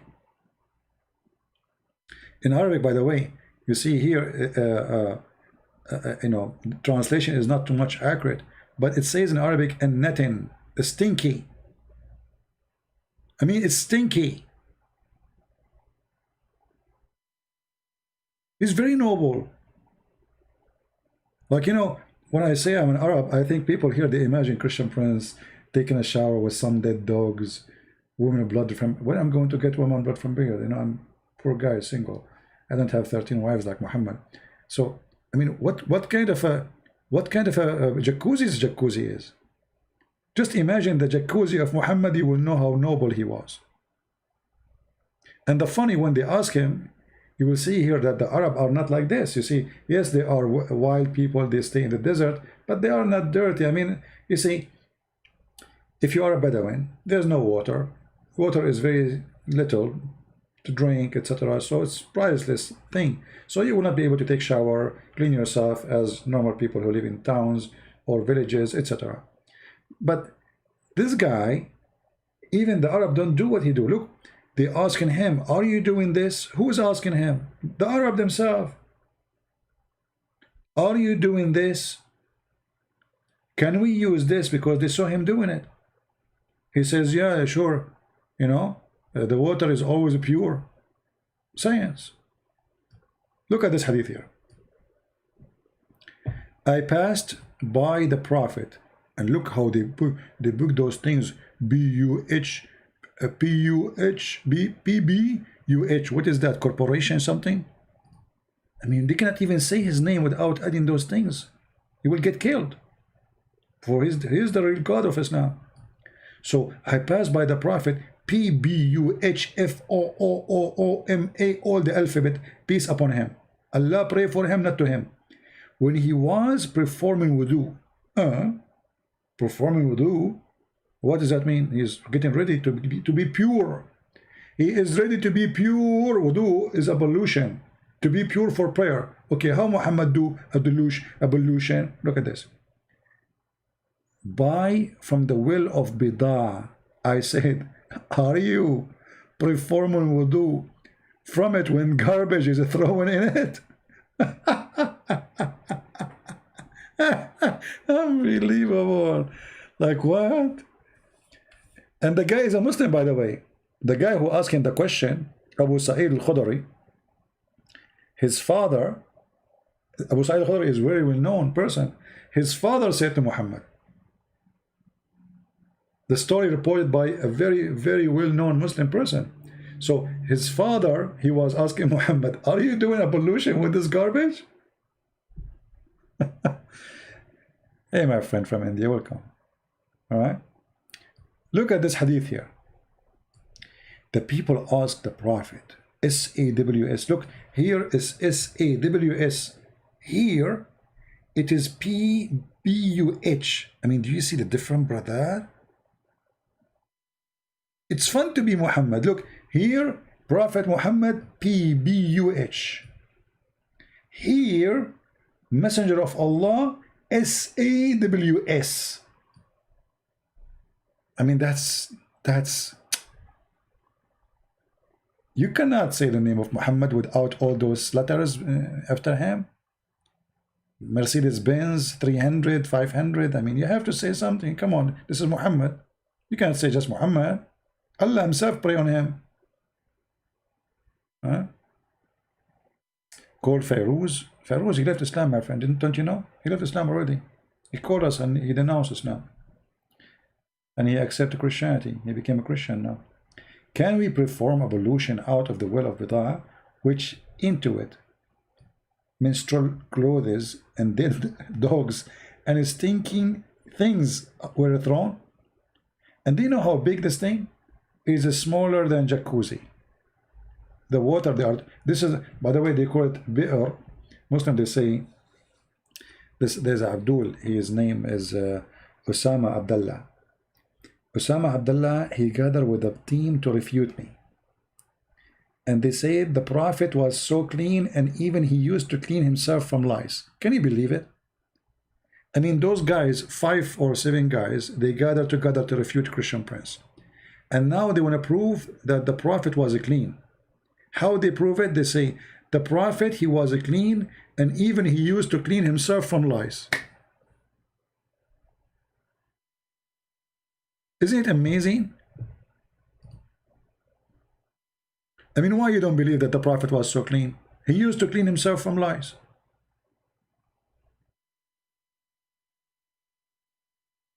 If I play for you the recording of this guy, you will die laughing. Let us see.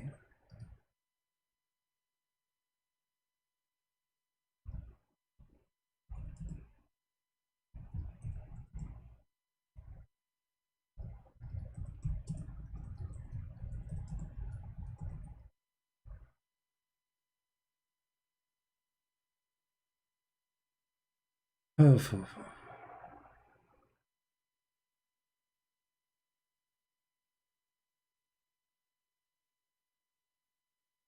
yeah, I don't know where to find this. It's funny. I mean, 5 of them, he says, I want to say thank the brothers who helped me to refute Christian Prince. And he starts saying, the Prophet, he was so clean, and even he cleaned himself from lies.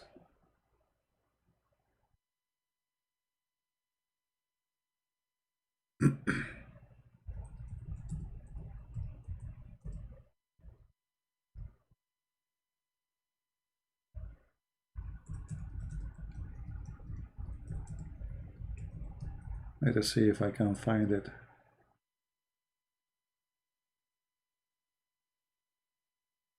Yeah, sometimes if you look for something, you cannot find it.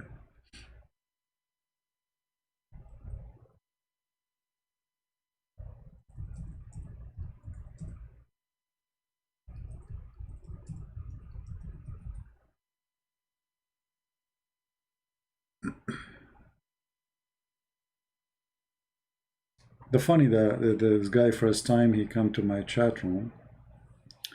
Yeah, here we go. I found it. Yeah, I found it.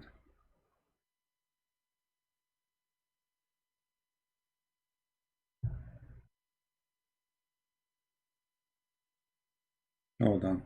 We will hear found an it, audio. We found it.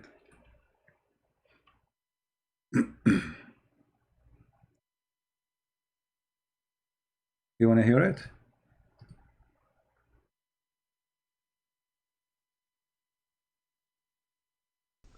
Whether the 2 million people who currently live in Mecca, provided that with ample scientific quotes. Point number 3, the Islamic standards. I've demonstrated the Islamic standards on cleanliness of water. If the smell, taste, and color of the water are not altered, then I mean, the hadith says it's a stink, and they says the water is not altered, and the color. The water remains pure. I have also proven that the water that the Prophet of Islam drank fit those standards. Point number 4, Prophet Muhammad, peace be upon him, was clean and even cleaned the lice from himself. Unbelievable. Did you hear it? The Prophet was so clean, and even he cleaned his lice from himself. Hello? What's wrong with you people? Crazy people, aren't you? He was so clean. Fit those standards. Point number 4, Prophet Muhammad, peace be upon him, was clean and even cleaned the lice from himself. Point number 5. My friend, there's no screen because this guy, there's no video. It's just text, nothing there. Yeah, I know there's no screen. Don't worry about it. But anyway, this guy, he gathered like a bunch of supposedly apologetic, if they can call them, like Mimi Hijab. They are a bunch of kids, and they want to refute me. Which consists of the following 7 points. The lies that Christian Prince raised against Islam during my debate with him. The funny, they debate me. In the debate, they get spanked. What is your answers during the debate? Why now? You see, they start making videos about the debate because the debate was horrible. So now he is trying to refute me, and he gets 5 of his friends, or 4. I'm not sure. I don't remember how many. They are very well known by name, supposedly. And brother, today we are going to refute the lies of a Christian Prince. Which consists of the following 7 points. 7 points, The brother. first point, Was the body of the water really a well, or was it a stream of water? Point number 2, provided ample scientific quotes from the United States government's Department. From the United States government department. The United States government department says if water have dead dogs in it and women have blood from period and garbage, you can drink from it. And he quote for you, if a water coming from under the ground, that will filter. You eat it, wet water from the ground. This is water of the sewage.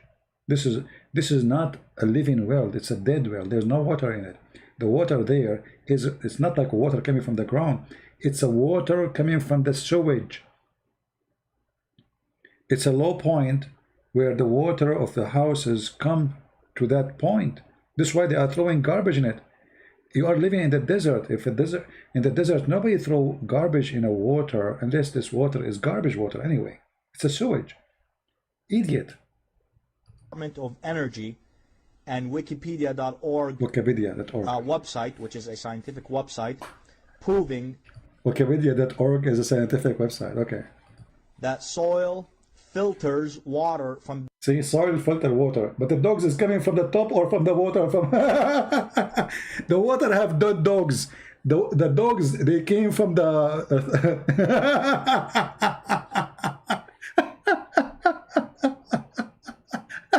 The dogs are around Muhammad, they are dead. And he says the soil filtered the water. Bacteria and microbes. I provided that with ample scientific quotes. Oh boy. Point number 3, the Islamic standards. I've demonstrated the Islamic standards on cleanliness of water. If the smell, taste, and color of the water are not altered, then the water remains. The ones asking for a screen, my friend, there's no screen. This guy is not, there's no video, he's just talking, so there's no screen. I will put for you something in the screen. Here we go. Are you happy now? Here we go. That's better. There's no screen. Pure.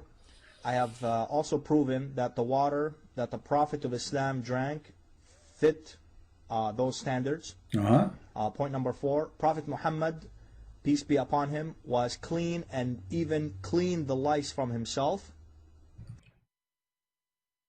Okay. You people like to have a screen, huh? You like to see pictures. All right. So Prophet Muhammad, he was so clean to the point he cleaned the lice from himself. And by the way, do you know why he mentioned the lice? Because when he was talking to me, he said, the Christian prince, you Christians are you are not clean. You don't clean yourself. I bet you have a lot of lice in your head. I said, okay. So if somebody have lice, he's dirty? He said, sure, yeah, he's dirty. What do you think? I said, are you sure? He said, yeah, for sure. I said, are you sure? You know, the guy got so excited. He said, yeah, hello. And then I showed him as a prophet full of lice. You should see what happened. And now, because he got busted, he's trying to cover it. So the prophet was so clean, and he even cleaned himself from lice.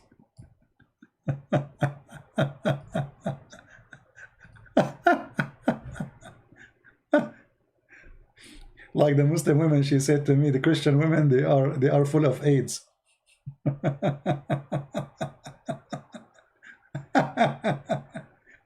And the Muslims, they cut my video and they put there, I was saying the fact AIDS spread more there.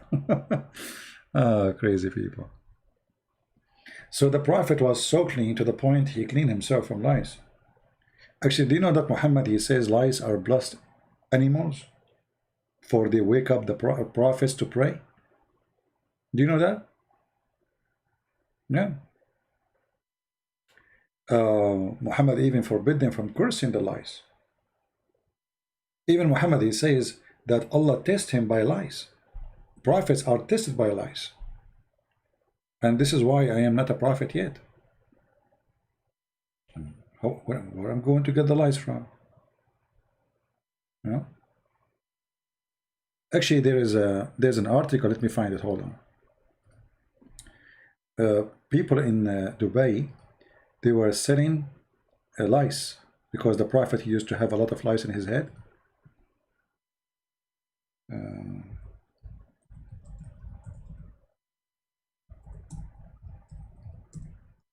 So because he used to have, yeah, here we go.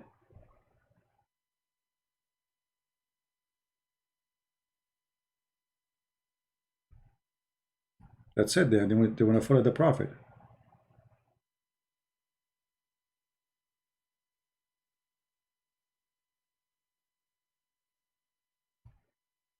Here we go. And they are saying that it is scientifically correct to do so. Lies are being sold in Dubai.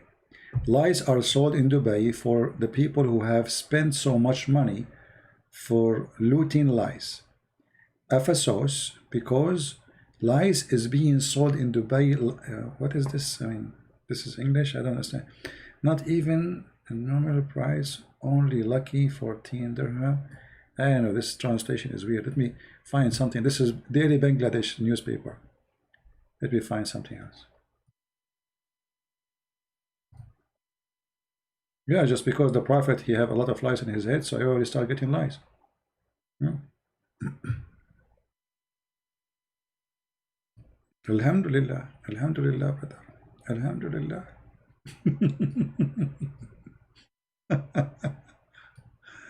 Okay.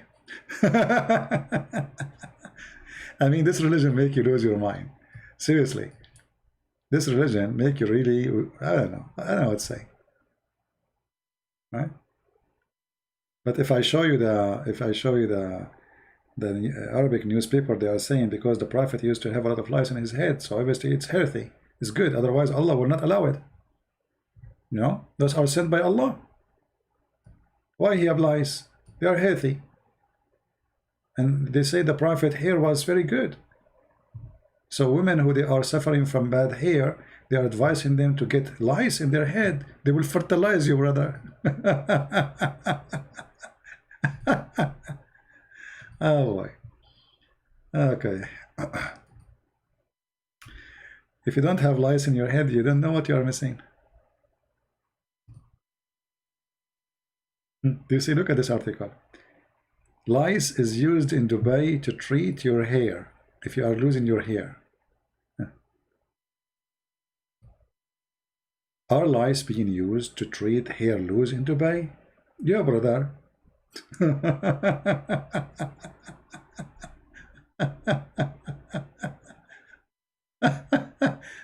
Madness is amazing.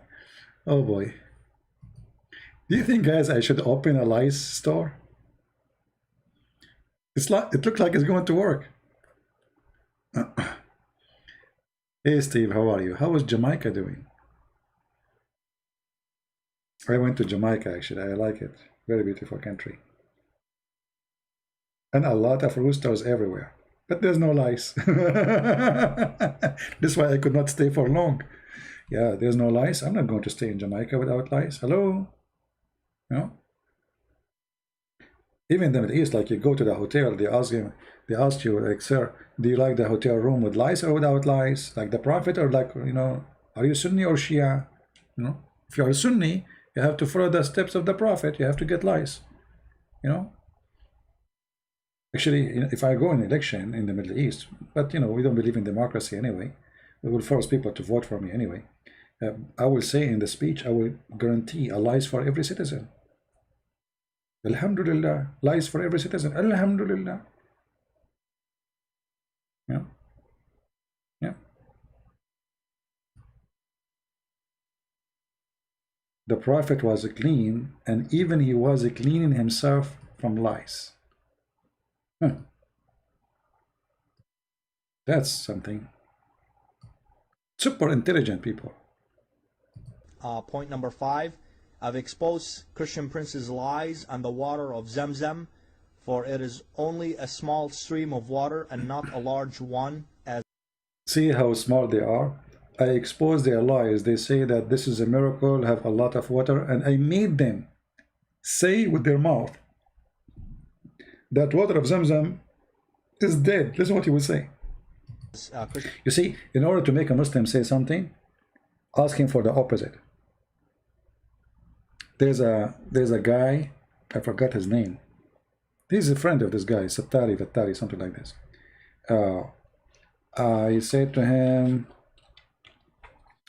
the Prophet used to like, he's not against gay.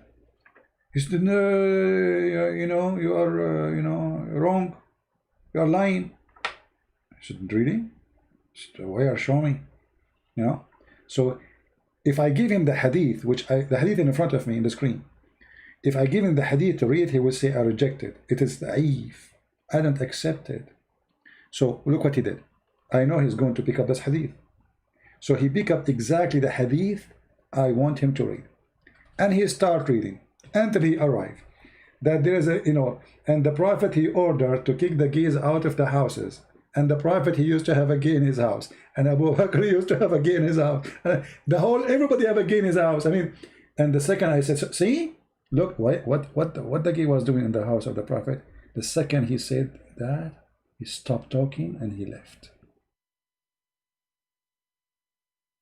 So if I show him the hadith that the Prophet, he have a gay in his house, who stay all the time there, they will say, oh no, we don't accept it. I made him quote the hadith which I want. Because this is how it works. You are not debating them. For always they try to deceive and they try to lie. So you have, it's like a game, it's like a trap, Christian prince lied. The Saudi Arabian government today provides water to its people, whether the 2 million people who currently live in Mecca and Medina, this number according to him, I don't know if this number is true or not, but anyway, it provides the water, the fresh drinkable water to them from the Red Sea and the Persian Gulf. Basically, they have special processing plants that... So how your Prophet order people to go and drink water Zamzam, and you Muslim, you send Zamzam to London, Zamzam to Australia, it's fake. It's a fraud. There's no Zamzam. Zamzam is gone. They hook up like pipes to it from the normal water. There's no Zamzam. No. And how Allah, he order you to go and drink from Zamzam then? If there's no Zamzam no more. May Allah Zamzam you. Take water from the sea and filter and clean out the salt, process the water and turn it into clean and drinkable water. This is where the Meccans of today get their water. The stream of Zamzam is not big enough to take care of all of them. Right. Point number 6, exposing Christian princes' lies on the bewitchment of Prophet Muhammad, peace be upon him.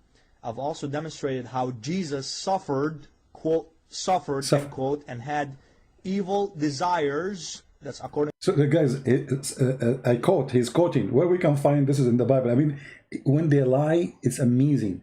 The Bible says suffer and have evil desire, and I quote, this is quotation supposedly. I quote, again I quote.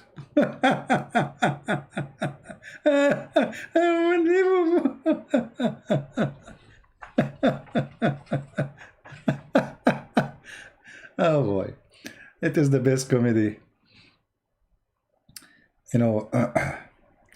Sometime I'm driving, I stop like in the traffic light and I explode laughing. I remember something happened during those debates, and like it's embarrassing. Sometimes people will look like, what's wrong with this guy? But today, because of the Bluetooth, you can save yourself from being like, it's what, are you crazy laughing to yourself? Like, you are by yourself. But people, they would say, maybe he have a Bluetooth in the other ear, maybe, he's listening to somebody, maybe. It's the best comedy. Unbelievable. According to his New Testament, in him during his 40 days of temptation from Satan. The temptation was so bad and so heavy on Jesus that angels had to, quote, attend him to help hhim from the, quote, suffering and, quote, evil desires. Quote, evil desire, quote, and suffering, quote. where we go, and how the angels are attending him if he is not God. He fasted for 40 days. What temptation, you coward. You see, when the Bible says that the Satan, he tempt is an act to try. Either it succeed or not. But all of us, we knew that the story is there. Anyone can go read it. Satan, he was not succeed. So he failed in his temptation. Jesus never commits sin. Even the Quran and the Hadith confirm that. So those kids, because they are bankrupt, they don't know what to do. They are desperate. All of them, they are the same equality. They speak without knowledge. They don't have knowledge in their religion. This is why it's very embarrassing. This idiot, even when he was talking to me, I can't call it debate. I mean, I don't debate any of them. They are a bunch of kids, all of them. He said, magic is proven to be false. Muslim, they start attacking him. What are you talking about?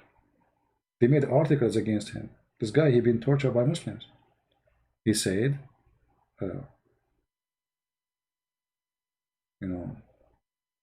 magic is proven to be false. I said, okay, wonderful. Let us show you the Quran then. The second I showed him what the Quran says, he said, okay, Christian Prince, we will talk about this later. I get to go. End quote that he had from Satan. Jesus was losing his mind according to the Bible. Guys, Jesus was losing his mind according to the Bible. and he needed the angels to attend him to end the suffering and the evil desires that he had from Satan for 40 days. So I've exposed Christian Prince on that, and I've demonstrated that from the Bible's New Testament. And point number 7, Jesus and Paul did not care at all about body cleanliness. And they even allowed their followers to eat dead and rotten animals. Also demonstrated that thoroughly in the New Testament.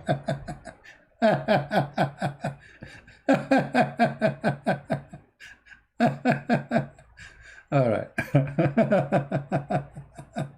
From the commentary right now, okay, just to prove that you are a liar again, once more. Okay, here we go. Let me. Anyway, it's a kind of funny and.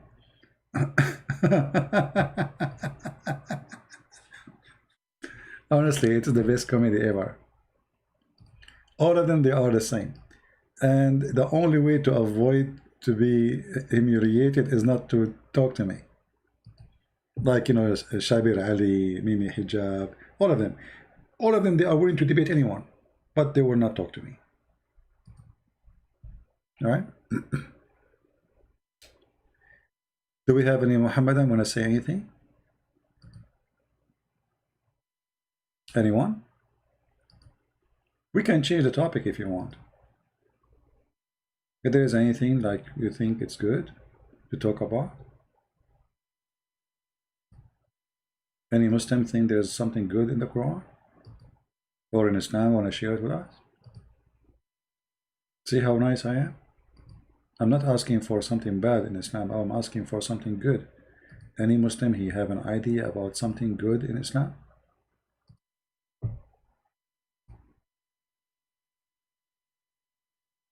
What is the meaning of Zamzam? I don't know really. I mean, this Zamzam thing is kind of weird. The name is strange. I don't know. Doesn't even make sense. I don't think even it's an Arabic word too.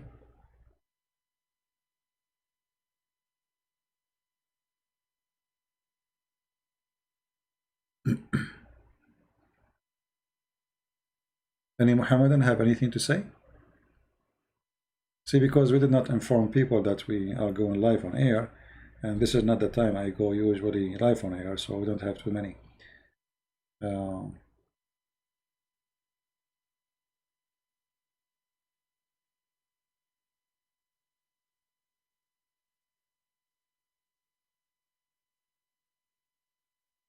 Can you talk about abrogated Medina versus Mecca verses? I don't believe really in those Medina and Mecca stories. However, as long as the Muslims believe in them, the story is very simple. Muhammad, when he was in Medina, in Mecca, he was a weak person. He didn't have men and army. And when he went to Medina, the situation changed. He became independent. He have men. Then he have gang. He invited a group. It's called Sa'alik. Sa'alik in Arabic is an insult. When you say to somebody Sa'luk, he will be so crazy if you say that to him. So Muhammad, he invited the Sa'alik, which is the outlaw, the criminals, the trash of the Arab. You see, this is literally what the word means, Sa'alik, the trash. When you commit a crime and you are an Arab, your tribe will trash you. And look what the hadith says. Because Muslim, they might say, where you get this from, that he have sa'alik. Let us see the reference. It says here, Muhammad, he said, أبشروا يا صعاليك العرب يا معشر صعاليك المهاجرين. You see it? Muhammad, he called his followers Sa'alik. The Muslim, they translate it as the poor. The fact this is not true. First of all, those are not poor. They are criminals. They make a lot of money. Sa'alik simply are pirate. People who attack people in the street. They rob them. You know, they take their money. They make a lot of money. Like now, the Sa'alik of Somalia, the pirate. In one attack, they can make millions of dollars. They hijack a ship and they ask for ransom. They will not release the ship unless you give them $2 million in one day. So they are not poor. This is very, you know, make you really rich fast.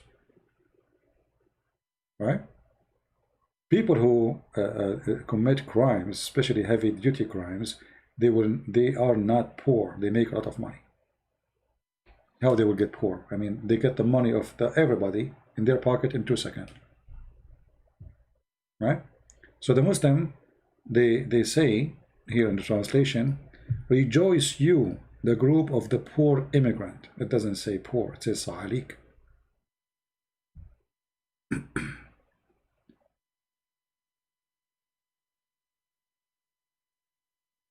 Yeah, they are homeless, but not in the word of meaning homeless, you know. They live, they are the cast out members of their own tribes, which means they are a mix of people from different tribes. But all of them, they share one thing. Their blood is for free, which means anyone can kill them. They are wanted. So, let us say I belong to a tribe, and I killed somebody, or I raped a woman, or did something. So, in order for my tribe to avoid the revenge of the other tribe, they wash their hands from my blood. And that make me join the outlaw. So I cannot live in the tribe no more. I cannot be carrying their name. I have no protection from them. And then the other tribe, they are free to find me and kill me. You know? The outcast, exactly. And this is what Muhammad, in front of anyone who speaks Arabic, it says Sa'alik. Actually, let me find what Sa'alik mean in English. Maybe we can find, because there is even they have poetries there, you know, they are.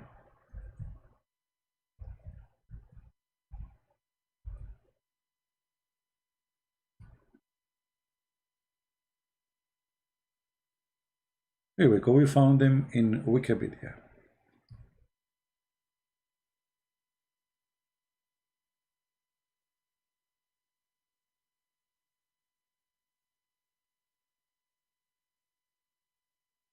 I'm not sure how accurate what they have there, but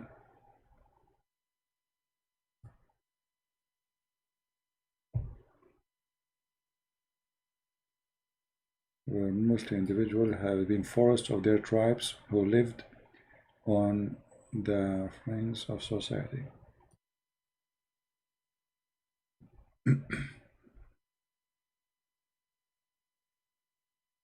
Yeah. And there is any proof that Muhammad tribes attacked the Jews, Christians, and Romans first? Well, Muhammad, he says that. I mean, you don't need to have a proof. Isn't the Quran says attack the Christians and the Jews? Chapter 9, verse 29. What first? If you pay them jizya. Muhammad in the verse says why he attacking them. This is Quran. He says attack them because they don't believe in Allah, not because they are attacking him. Do you see it? The Christians, actually, they are the one who give refuge to Muhammad. Like the guy who was stabbing people today in Scotland, and the other one who a few days ago in London, shouting Allahu Akbar, you know, He came as refugee like Muhammad, and later he stabbed you. So when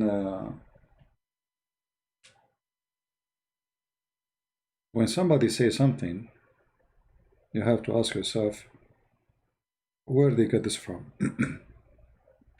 Like saying that Muhammad, he he attacked only those who attack him. The Christian never attack him. Muhammad, he went to Tabuk, the first attempt to attack the Roman. He failed. He went with thousands of fighters. He could not make it. And then he sent a letter first to the king of the Roman in Jerusalem, convert or else ascend to Islam. Even the Muslims agree that he sent that. It's in the Bukhari. It's not, the Roman never go there. There's nowhere in history that the Roman went to Mecca. So why Muhammad is how we will fight war with them? So what happened when Muhammad, he forbid non-Muslims from entering Mecca, chapter 9 verse number 28, people, they start complaining how we will make money now. Okay, you took over Mecca. You see that Tawbah is the last thing in Muhammad's life. This is a chapter, should be actually at the end of the Quran, not chapter number 9. This is at the end of the life of Muhammad. So he forbid the believers from allowing the non-believers to enter Mecca. Okay, but the Kaaba is a bazaar, is a market, is a mall, like the mall today, where people have stores, lingerie, Victoria's Secrets. So what the business will do now? The Jews, we kick them out, we kill them. The other Arabs, we kill them to the rich one, and the rich one, they run away. So what we will do now? So he said to them in this verse, if you see, and if you fear poverty, soon will Allah reach you. Okay, how? Out of his bounty. How? Go and attack the Christians and the Jews. So attacking the Christians and the Jews was a solution for being in poverty. There's no business. So Muhammad, he come with the idea, the Christians are rich, the Jews are rich. Let us attack the Roman. Let us attack the Jews and take their money. You see it? It's just the verse after verse. You see it? If you fear poverty, soon Allah will reach you. Go and kill the Jews and the Christians. Here we go. Why? Does it say because they are fighting you? No. Fight those who believe not in Allah nor the last days. So what is the problem? They don't believe in Allah. They don't believe in the last day of Muhammad. Nor they forbid what forbidden by Allah, which means Islam teaching. And they don't approve his messenger. See the problem? Nor acknowledge the origin of truth, which is Islam. So this is the problem. But this is really an excuse for Muhammad just to make money. This is why he says, if they pay you, let them live. How come? What? So we can bribe Allah? If we pay Allah, we can worship Jesus? You see here? It's a business. Is it clear? If you pay, you live. It's a gang. Muhammad, we were talking about the outlaw, right? It's an outlaw gang, and he is the leader. This is why the Muslims themselves, they accuse him of stealing underwear. Have you ever heard of a religion, the companions of the Prophet, accusing the Prophet, which is the best of them, to steal clothing? And the clothes itself is a theft too, because they are fighting over what is stolen already, you know?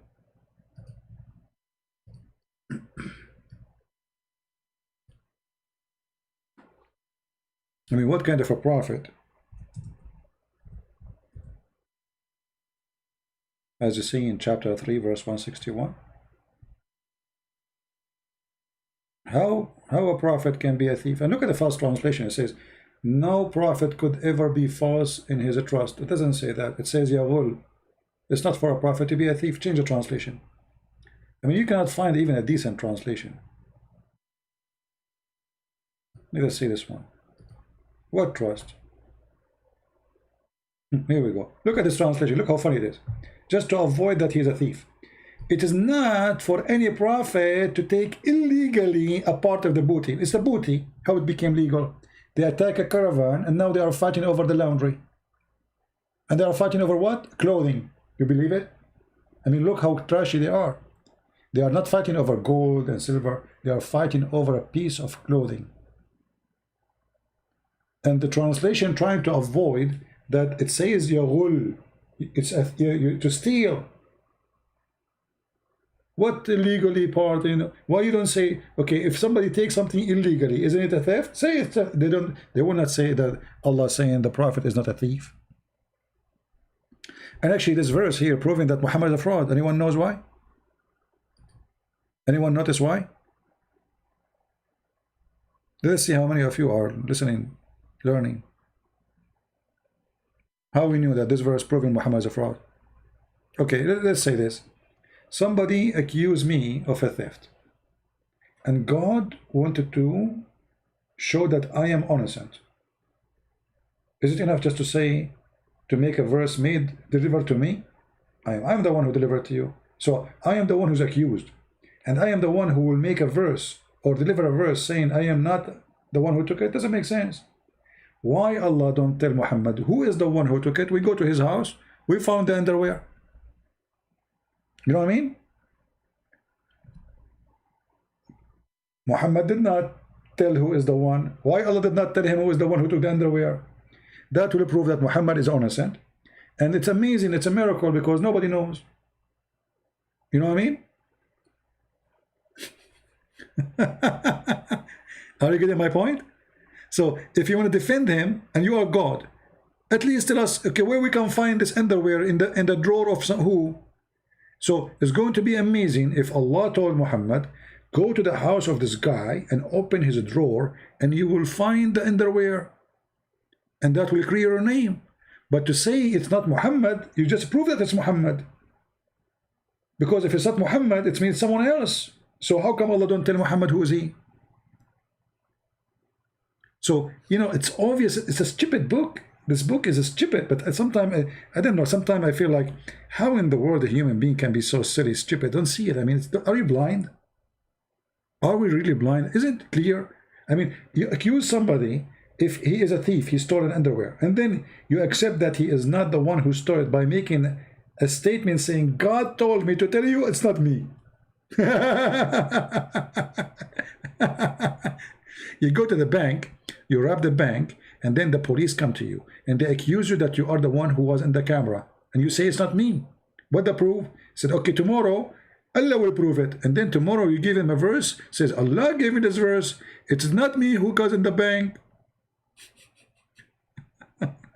Who was it? Allah don't know. So was it really an underwear? You see, I say it's underwear because it's obviously it's important. You know, we Arab, we care for the most part of the clothes. Like this is the underwear.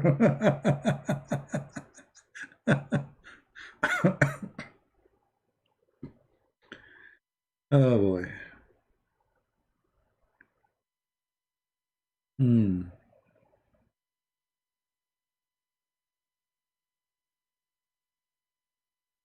There's an Arab guy. He's a womanizer. So what he do? He take a gift to women, and then he steal the gift after he sleep with them. You know. So he sleep with the women. He give her like a panty. She wear it. You know. She don't take it right away. He wanna give it. He keep the packaging. He take the packaging with him. So. He always do the same trick. And then one day he met the guy. He said to him, what do you have with you? He said, oh, this is a gift I have today. I have a date. I'm going to have a woman, but she is married, you know. The guy, he said, oh, really? Good for you, man. Good for you. Let me see what you have, So he showed him what he have in the back. It was a panty his wife she was wearing last night. And this is exactly what happened with Muhammad. Even when they accused his wife that she was sleeping with the guy, his name is Safwan, he made a verse saying she was not doing that. I mean, there is witnesses. There's people who they are witnesses. The women, she spent the night with him. How he proved that his wife is not sleeping with the guy? He made a verse. Allah told him, it's not her. That's it. The story is over. Yeah.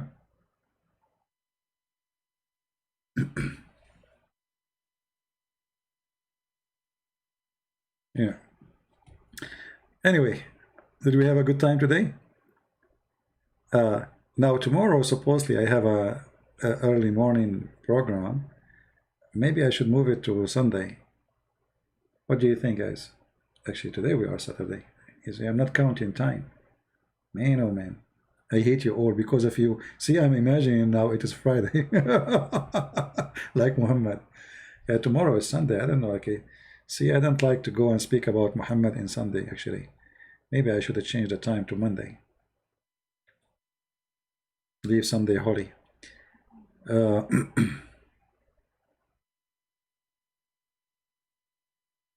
Let us see.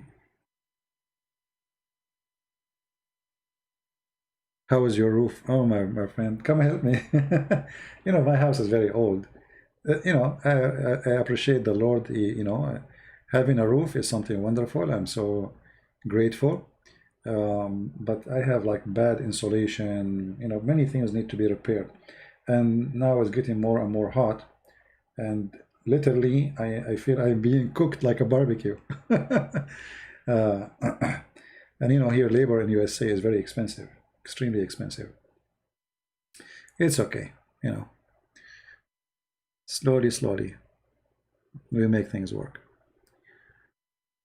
No, I think I will change the time from tomorrow. I supposedly I will do it tomorrow, but I think I will change the timing. Let us see. I will change it to different time. Yeah, I will make it Monday, the same time, Monday morning. All right.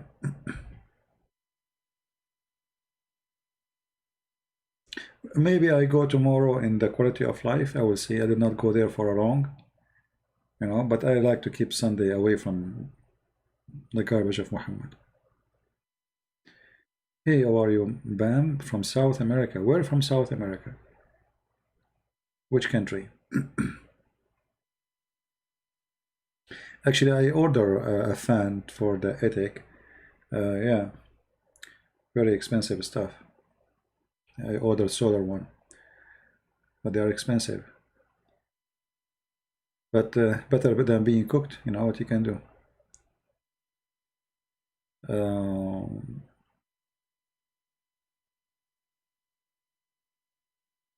I am a person who like actually to do work by my own hands. I paint, I fix windows, I fix floor, I install faucets. I'm a multitask person. You look tired? You don't see me, my friend. No, I'm not really tired, but it's hot. It's hot and my house, the air condition is not working properly, very bad. So I have my fan and I cannot even force the fan on me, otherwise the sound will come in the microphone. So I'm sweating here to avoid the fan to be on me.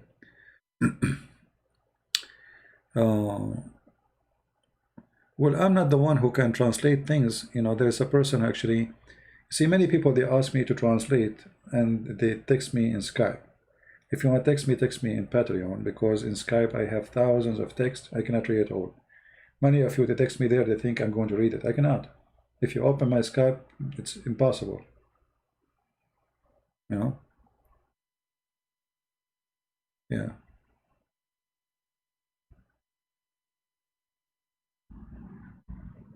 I am a bad handyman. Why, Samir? Why am I a bad handyman? Do you like me to be like Muhammad? He was a handyman too. To the point he was having sexual intercourse with all his wives without even washing or moving his hand. I mean, the guy without washing all the wives. Oh boy. Anyway.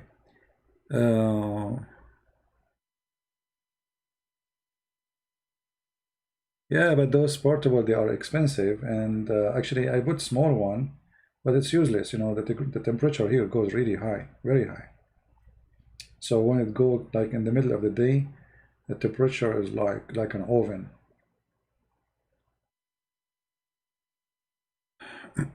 Anyway, God is good. Do you know proof Hitchin? No, I don't know. I don't know this person. His name is Hisham. From Tunisia, his name is Hisham. The name is strange, I don't know.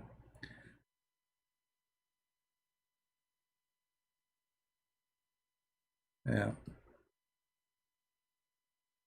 Anyway, don't worry about me. Everything is good. God is good. You know, always see the what happen always when things, let us say, you might think that things is going like bad on you, or there is something is really bothering you.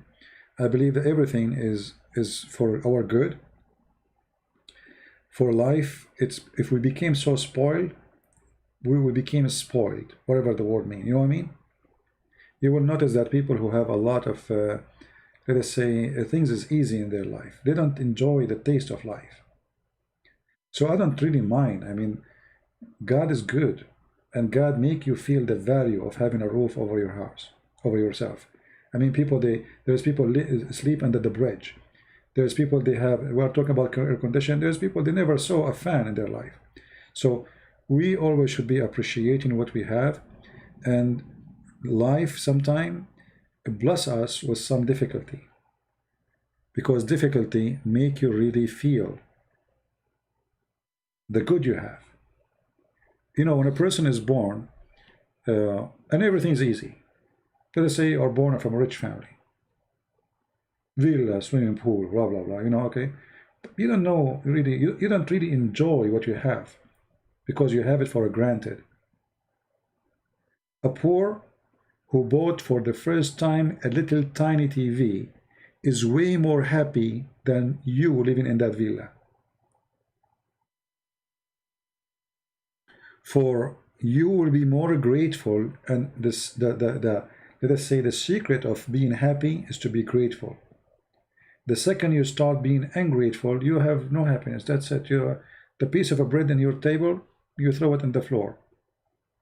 A person is grateful. This is his lobster. It's tasty. It's bread. Beautiful. Thank God. But because you're a person who is not used to be grateful, this is why you see most of people who commit suicide are very rich people, not the opposite. I mean, how in the world somebody is a famous actor or making millions, he commits suicide? How do you do that? Because their life became useless. They have everything, you know? Struggle is very healthy, can make you stronger. It strengthens your mind, because always you have to think how to improve your life, and that will make you even work harder, especially if you have people who you love. You want to make them happier. You will see a poor guy, he go work hard to make little tiny salary, so he can buy little toy to his daughter.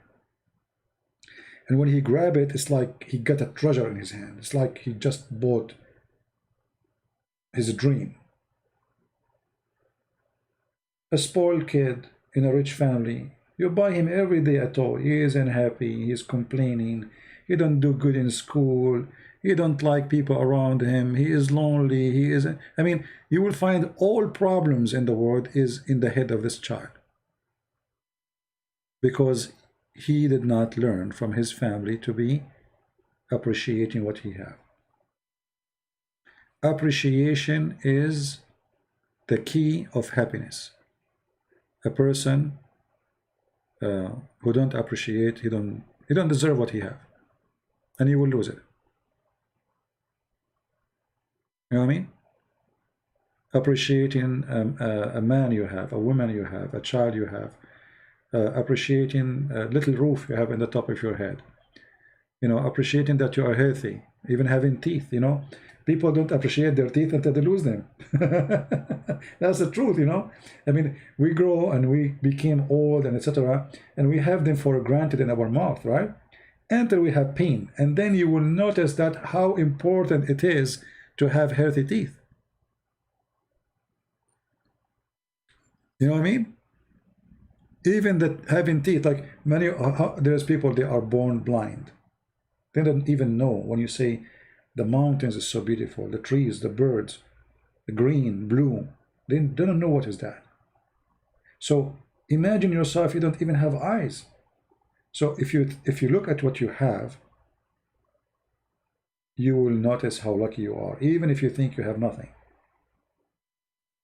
Because what is nothing for you, it might be a dream for someone else. There's some people they cannot walk. There's some people they cannot move their hands.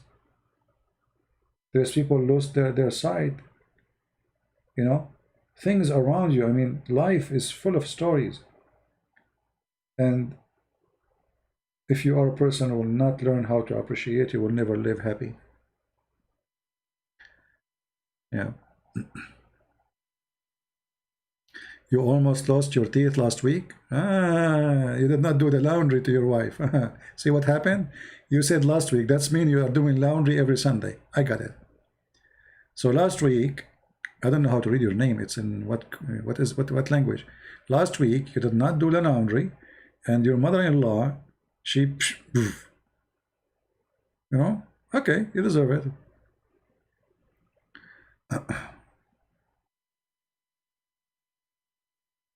Yeah, his name is Qatham. Yeah, Qatham. Yeah. Um, all right. Do we have anything else? Yeah, my advice for all, always appreciate what you have, otherwise you will lose it. And mostly, sadly, people don't appreciate until they lose what they have. It might be a man, it might be a family member, it might be a friend, it might be even, you know, a part of your body. You know, this is the nature of a human being. You know, you might live with, like, let us say, you have people you see every day, and you think they are not important from your life or in your life. You will not know really how important they are unless you stay away from them. And if you do not even remember them, that's mean obviously they are not important. But if you really miss them so much, that's mean you really, really need them. They are a very important part of your life. And that's what happened with many of us. Like, you know, you have a child, you humiliate him, go find a job. You know, when I was in your age, you know, just don't be tough with your children. Give them a chance. And be a hand for them, not against them. You know, all of us, we go through time when we are lazy maybe, or we are not being successful, or not even thinking right. So don't make it worse. The one who need you, he need you now, when he is not successful, not when he is successful. So you should be easier with the one who is not successful when he is not successful, not the opposite. Usually we do the opposite, and then we lose someone important for us. Uh, be smart, don't be a fool, right? Take care of your kids. Don't put too much pressure on them. Try to direct them without losing them. It's like, you know, sometimes, you know, when you put too much pressure, you have a screw. You think it's loose, and you want to tighten it so hard so it's going to be strong. But if you tie too much, you might break it. So you have to know when is the limit, when to stop. And this goes for everything, even for you. Sometimes you want to be tough on yourself. You have a limit. You have to know where and when to stop, otherwise you will be broken. All right?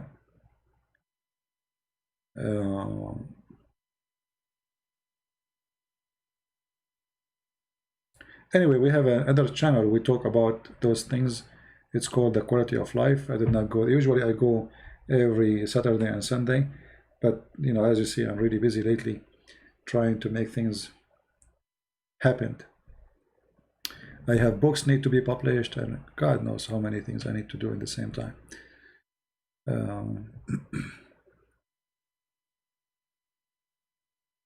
Okay, let's see.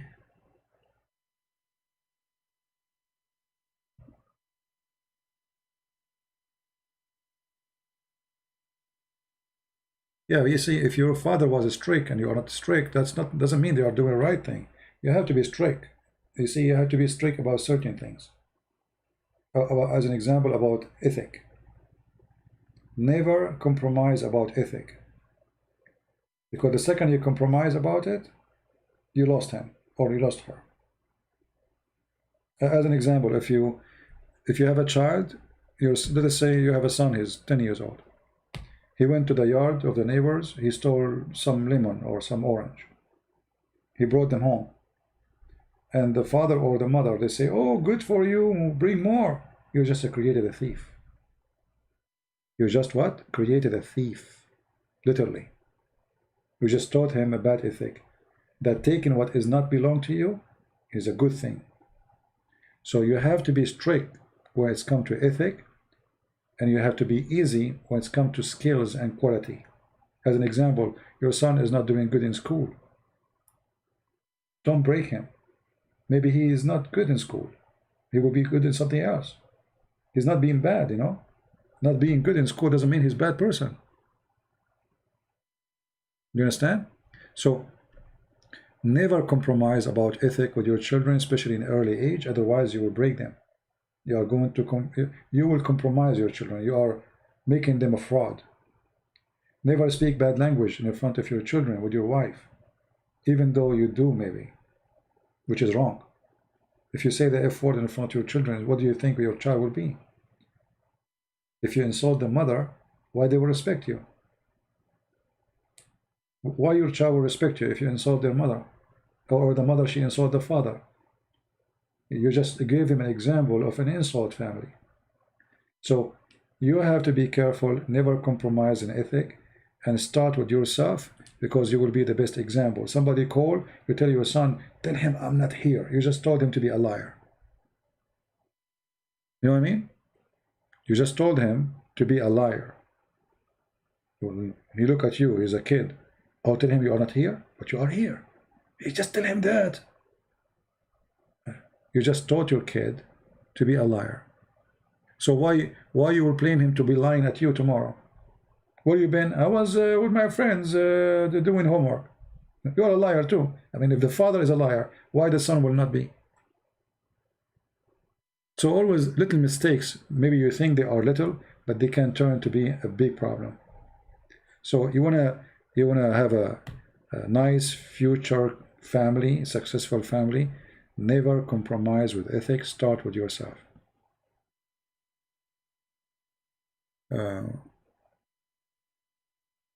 As the Bible says, from their fruits you shall know them, right?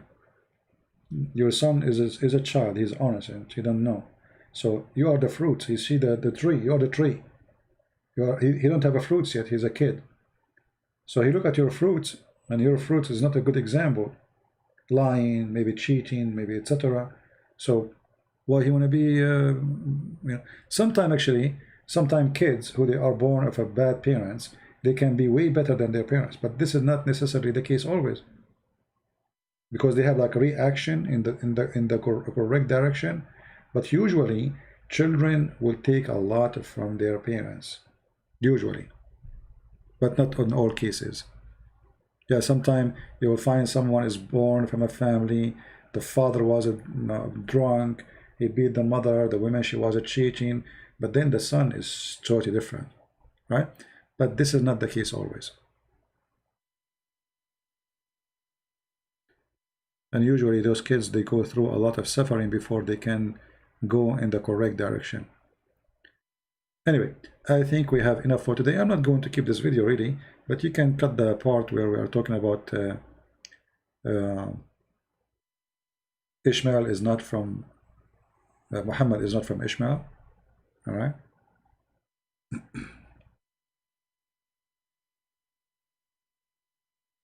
Yeah.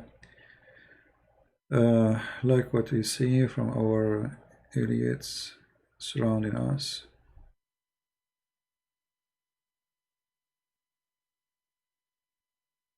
Idiots. I don't know what you mean by idiots. Excuse my English, Samuel. What do you mean by idiots? Elites, sorry. Elites. What elites mean? Hold on, let me search it. I don't know what is.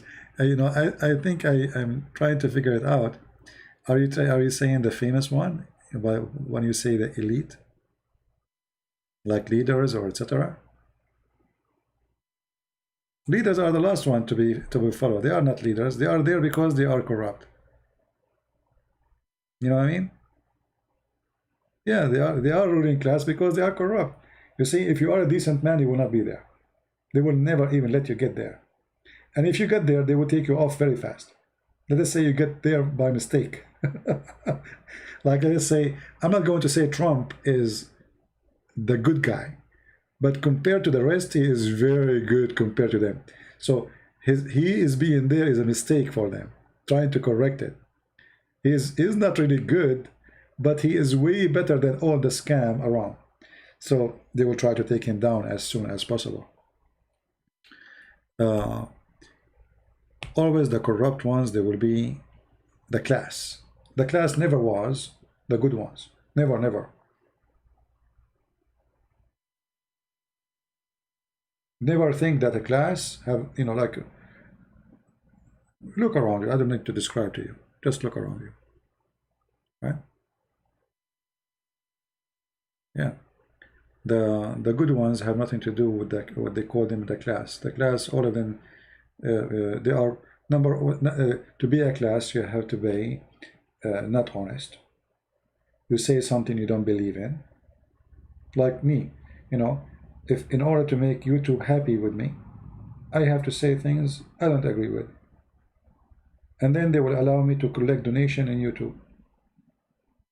But because I don't care, you know, I say things as it is, I cannot use, you know, I mean, all people, they have that, you know, option to collect donation, right? But not for me. YouTube sent me many times, many warning. And that's it, you know. You are not, or, you know, against our guideline, blah, blah, blah, blah, blah. Okay, your guideline will not make me compromise and be a slave of your money.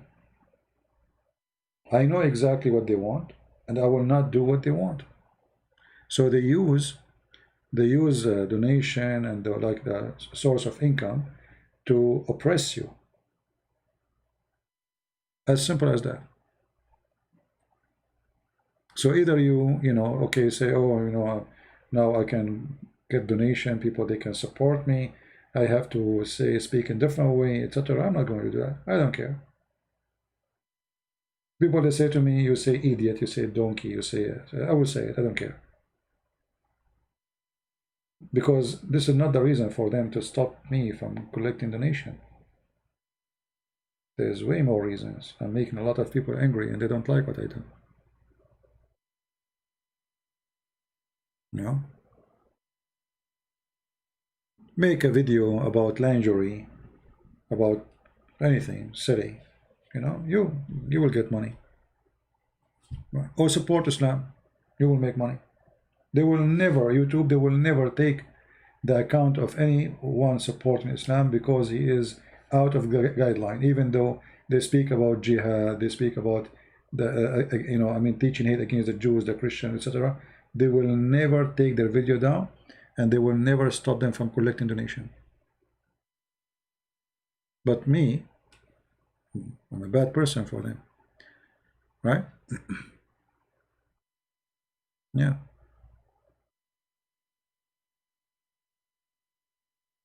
And actually, that's why I don't keep my videos in my channel. Don't you notice?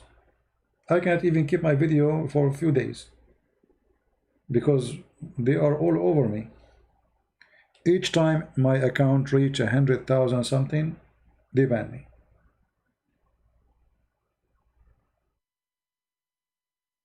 If I am not getting banned, I should have millions of subscribers by now. Imagine if I have all the videos still in my channel and all the subscribers, they are, I mean, endless number of people. But they will not let you grow. If you are a Muslim and you have 2 million subscribers, they will never, I mean, all the videos, there's each one of those videos, they break copyright, they, you know, they teach hate speech, Even they play videos of Al-Qaeda, songs for Al-Qaeda, still they stay there.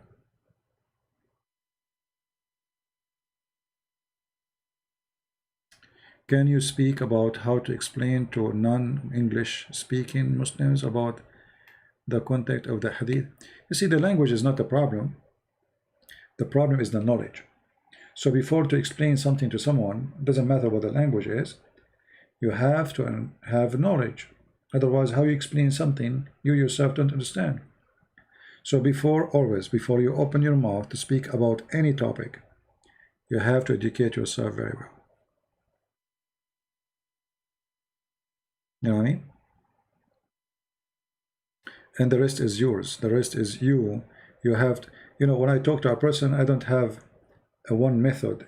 I speak to the person depending who is he. You know what I mean? Sometimes you speak to a nice person, polite, respectful. So you have to speak to him in a manner where he deserves what he deserves. If a person is rude, I will teach him how to be nice. So whoever you want to talk to, you have to examine the person first, his equality, his background, education, and then you can determine how you speak to the person. So there's not it's not like we are going to make a cake and the size is 4 by 4. You cannot do that. Every person is different. Every person have his own shoes, like Cinderella. You know what I mean? So you have to treat every person as Cinderella. People are different. Humans are different. They think differently. They receive differently. They get upset easy or fast. You have to find out what kind of person you are speaking to.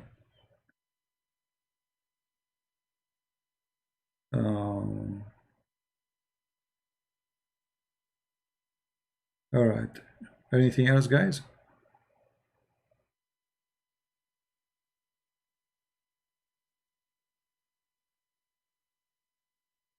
Yeah, freedom of speech. There's nothing is called really freedom of speech. I mean, it's relative.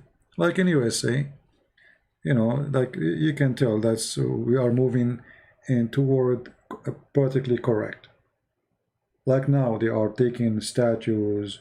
Like there's a city now in USA have no police. You believe it? I mean, crazy people. So now what happened? If somebody attacks somebody, you call who? They created a department. It's called Avoid Violence Department. The city is going to go crazy. Just wait. I mean, those people. And actually, you know what? I believe that sometimes doing stupid things is the best way to know that you are stupid. You know what I mean?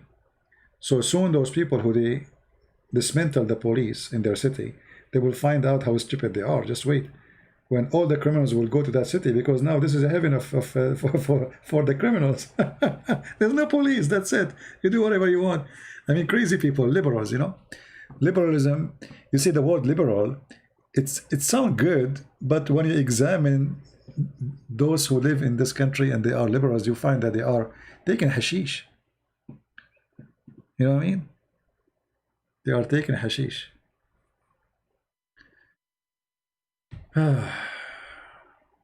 Yeah. Can you explain chapter 66, 1 to 5? Is it about Maria or honey? My friend, do you think really God will make a verse about eating honey? I mean, isn't it the Quran says honey have like benefit from it? So,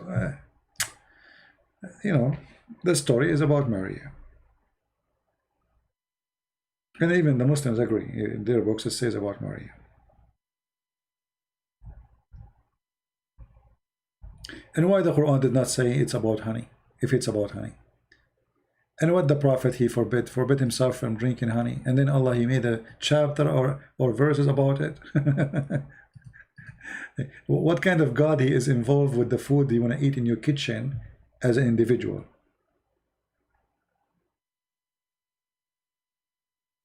And there is no single hadith says that the Prophet, he ordered or forbid honey. That's false. Actually, he ordered people to drink honey all the time.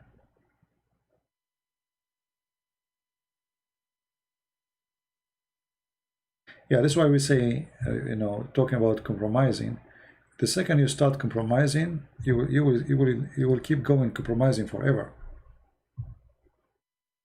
I remember when Obama was a president, they start saying happy holiday. I say Merry Christmas, Happy Easter. They say happy holiday, I say Happy Easter. You know, you like it, you don't like it, it's Happy Easter. So I don't care who is the president. Trump come, Obama go, who cares? Never compromise. Never say what they like you to say. Say what you believe is the right thing to say. Right?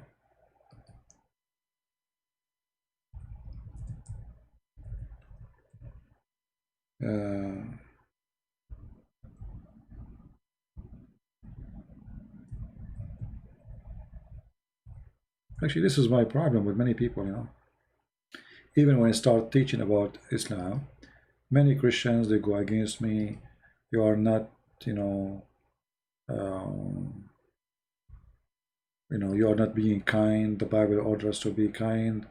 And then I start quoting for them Jesus, saying the son of snakes, the son of the snake, the Satan, the hypocrite, all those words used by Jesus. So how come Jesus, our Lord, he can use it, we cannot use it? Hypocrisy. So they want you to be without teeth, and all of them, they quote for you. If somebody hit you in your cheek, give him the other one. That's it. This is the only verse they knew in the Bible, just to make you. But this verse is not really what it's meant to them. The Bible teaches not to be evil, not to fight evil by evil. Beating a person who did beat you is not going to fix the problem. Call the police. In the time of the Roman, there was a law. If somebody beat you in the other cheek, in this cheek, you go to jail. If you beat in the other cheek, no. It might be funny law, but this is the law. So use the law. Use the law. There's a judge, there's a government, there's a police.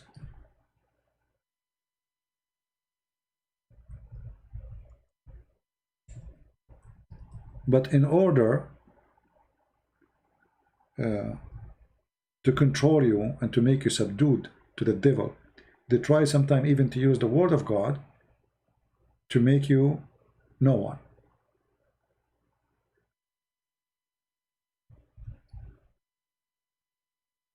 I told you before,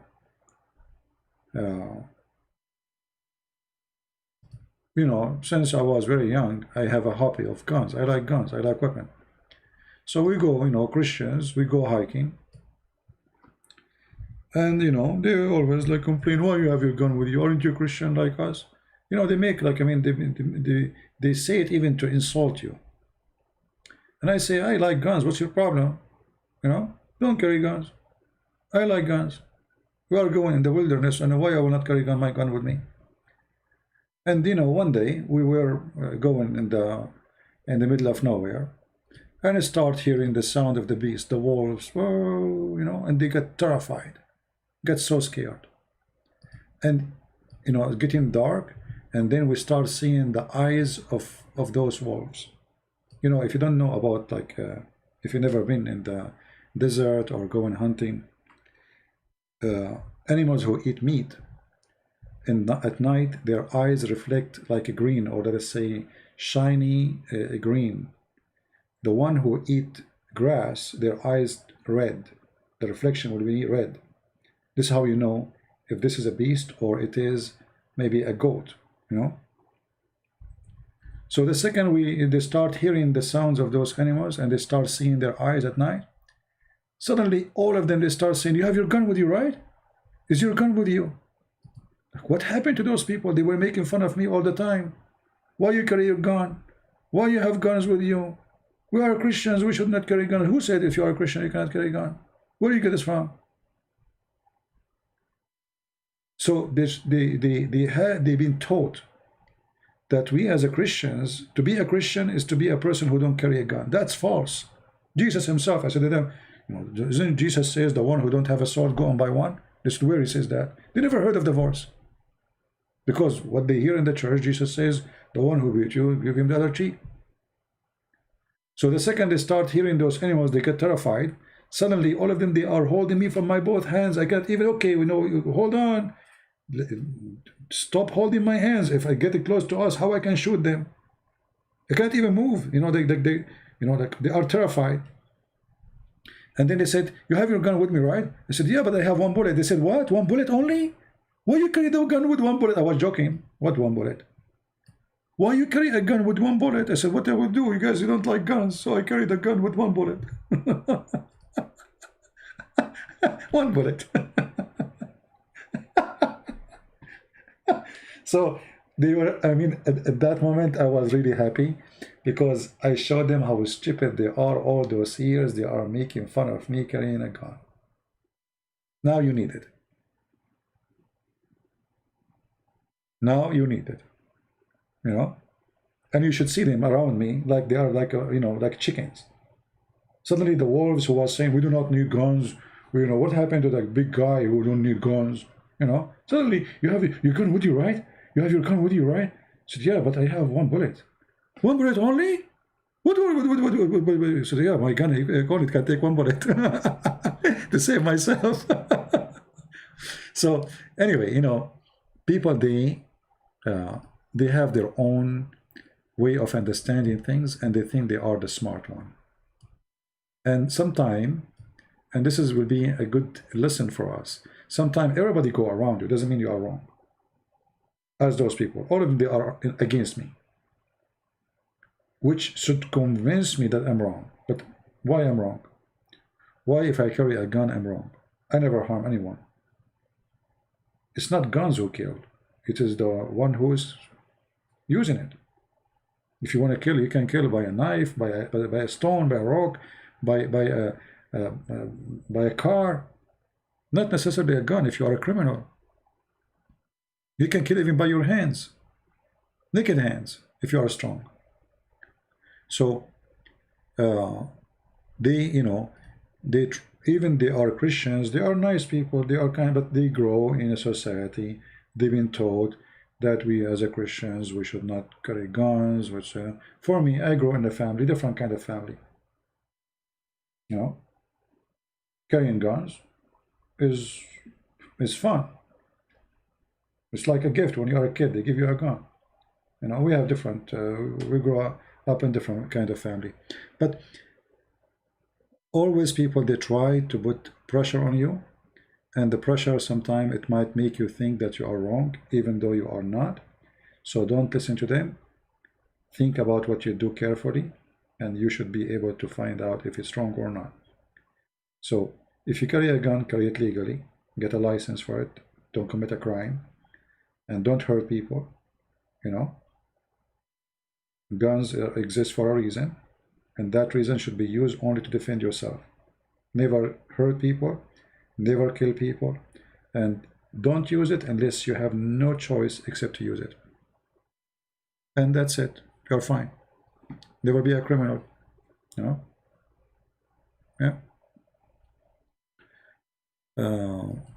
Yeah, don't carry a gun without legal permit, because then you will go to jail. And you know, I mean, what? Why you want to do that? You know, you have to be smart. And here in USA, you know, you get a license, you can carry many guns, not only one. You can carry 5, 6, 7 guns. Who cares? It's just one license. Anyway, you have to find out, like in your town, how the law is, and actually having guns in you know. You see, the worst city in USA is Chicago. The worst city. A lot of killing happened there. Why? Citizens are not allowed to have guns. Criminals, they can have it.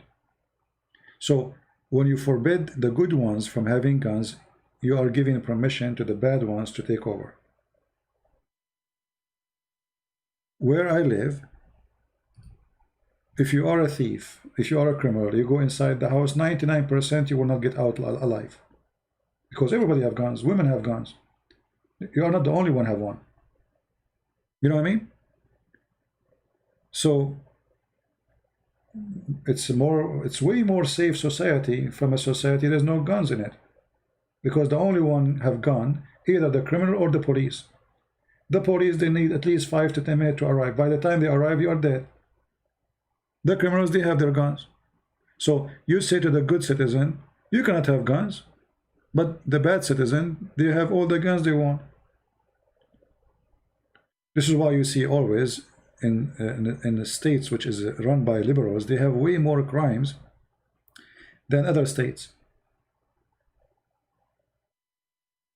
You know, let us say like you want to go in a state where everybody carry guns, you know, with him, and you want to like this guy here, the terrorist. The second you say I want to kill you, Allahu Akbar, you will be shish kebab, because everybody have guns. But if you go to a state where, like in England nobody can have guns. So the citizen cannot protect themselves, and the criminals, they can kill you. Stupidity. All right?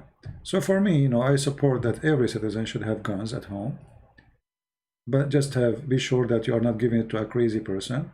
You can make like an exam to see how stable he is, check his credit, you know, to be sure that you are not giving it to a crazy person who will start using it left or right.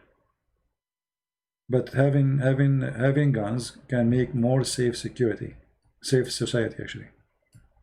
It's not the opposite.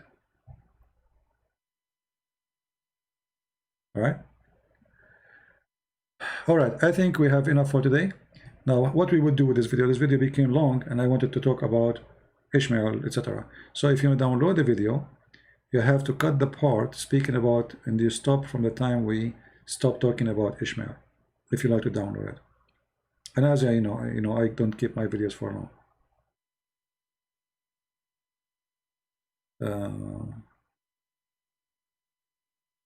As a lawyer, you had a permit to protect yourself. Okay. Well, here you don't have to be a lawyer. You can have it wherever you want. You can have. There's a guy, he used to come to my chat room. Once this guy, he, we were talking about guns, so he said, "Do you want to see what I have?" I said, "Sure." I mean, this guy, he have like, I don't know. I was like, "What do you have there, man?"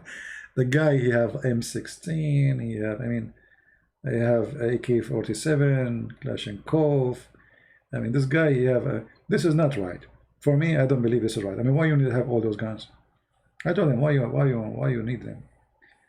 This is a lot. This is not for one person. This is just for somebody when I go for war. You know, what you need is just something to protect yourself, and don't waste your money. You know, because too much weapon and you will not need it anyway. It's a waste of money. If you have extra money, give it to the poor. All right. Anyway, I want to say thank you guys for being here. I will change the timing for broadcast tomorrow. I will make it Monday.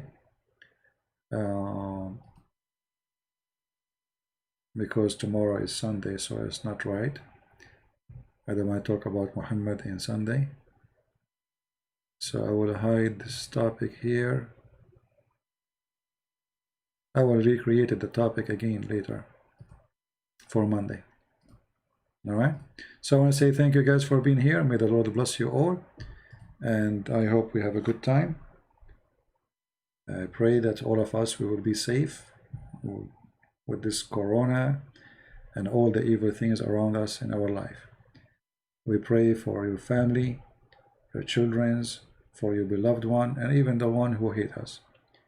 We pray for the Muslims to be healthy, to live in peace, and we pray for all the Christians who they are under discrimination to be safe and secure from the hands of the evil ones. We leave you with peace, and the peace of the Lord will be with you always. Thank you, and God bless you. Take care.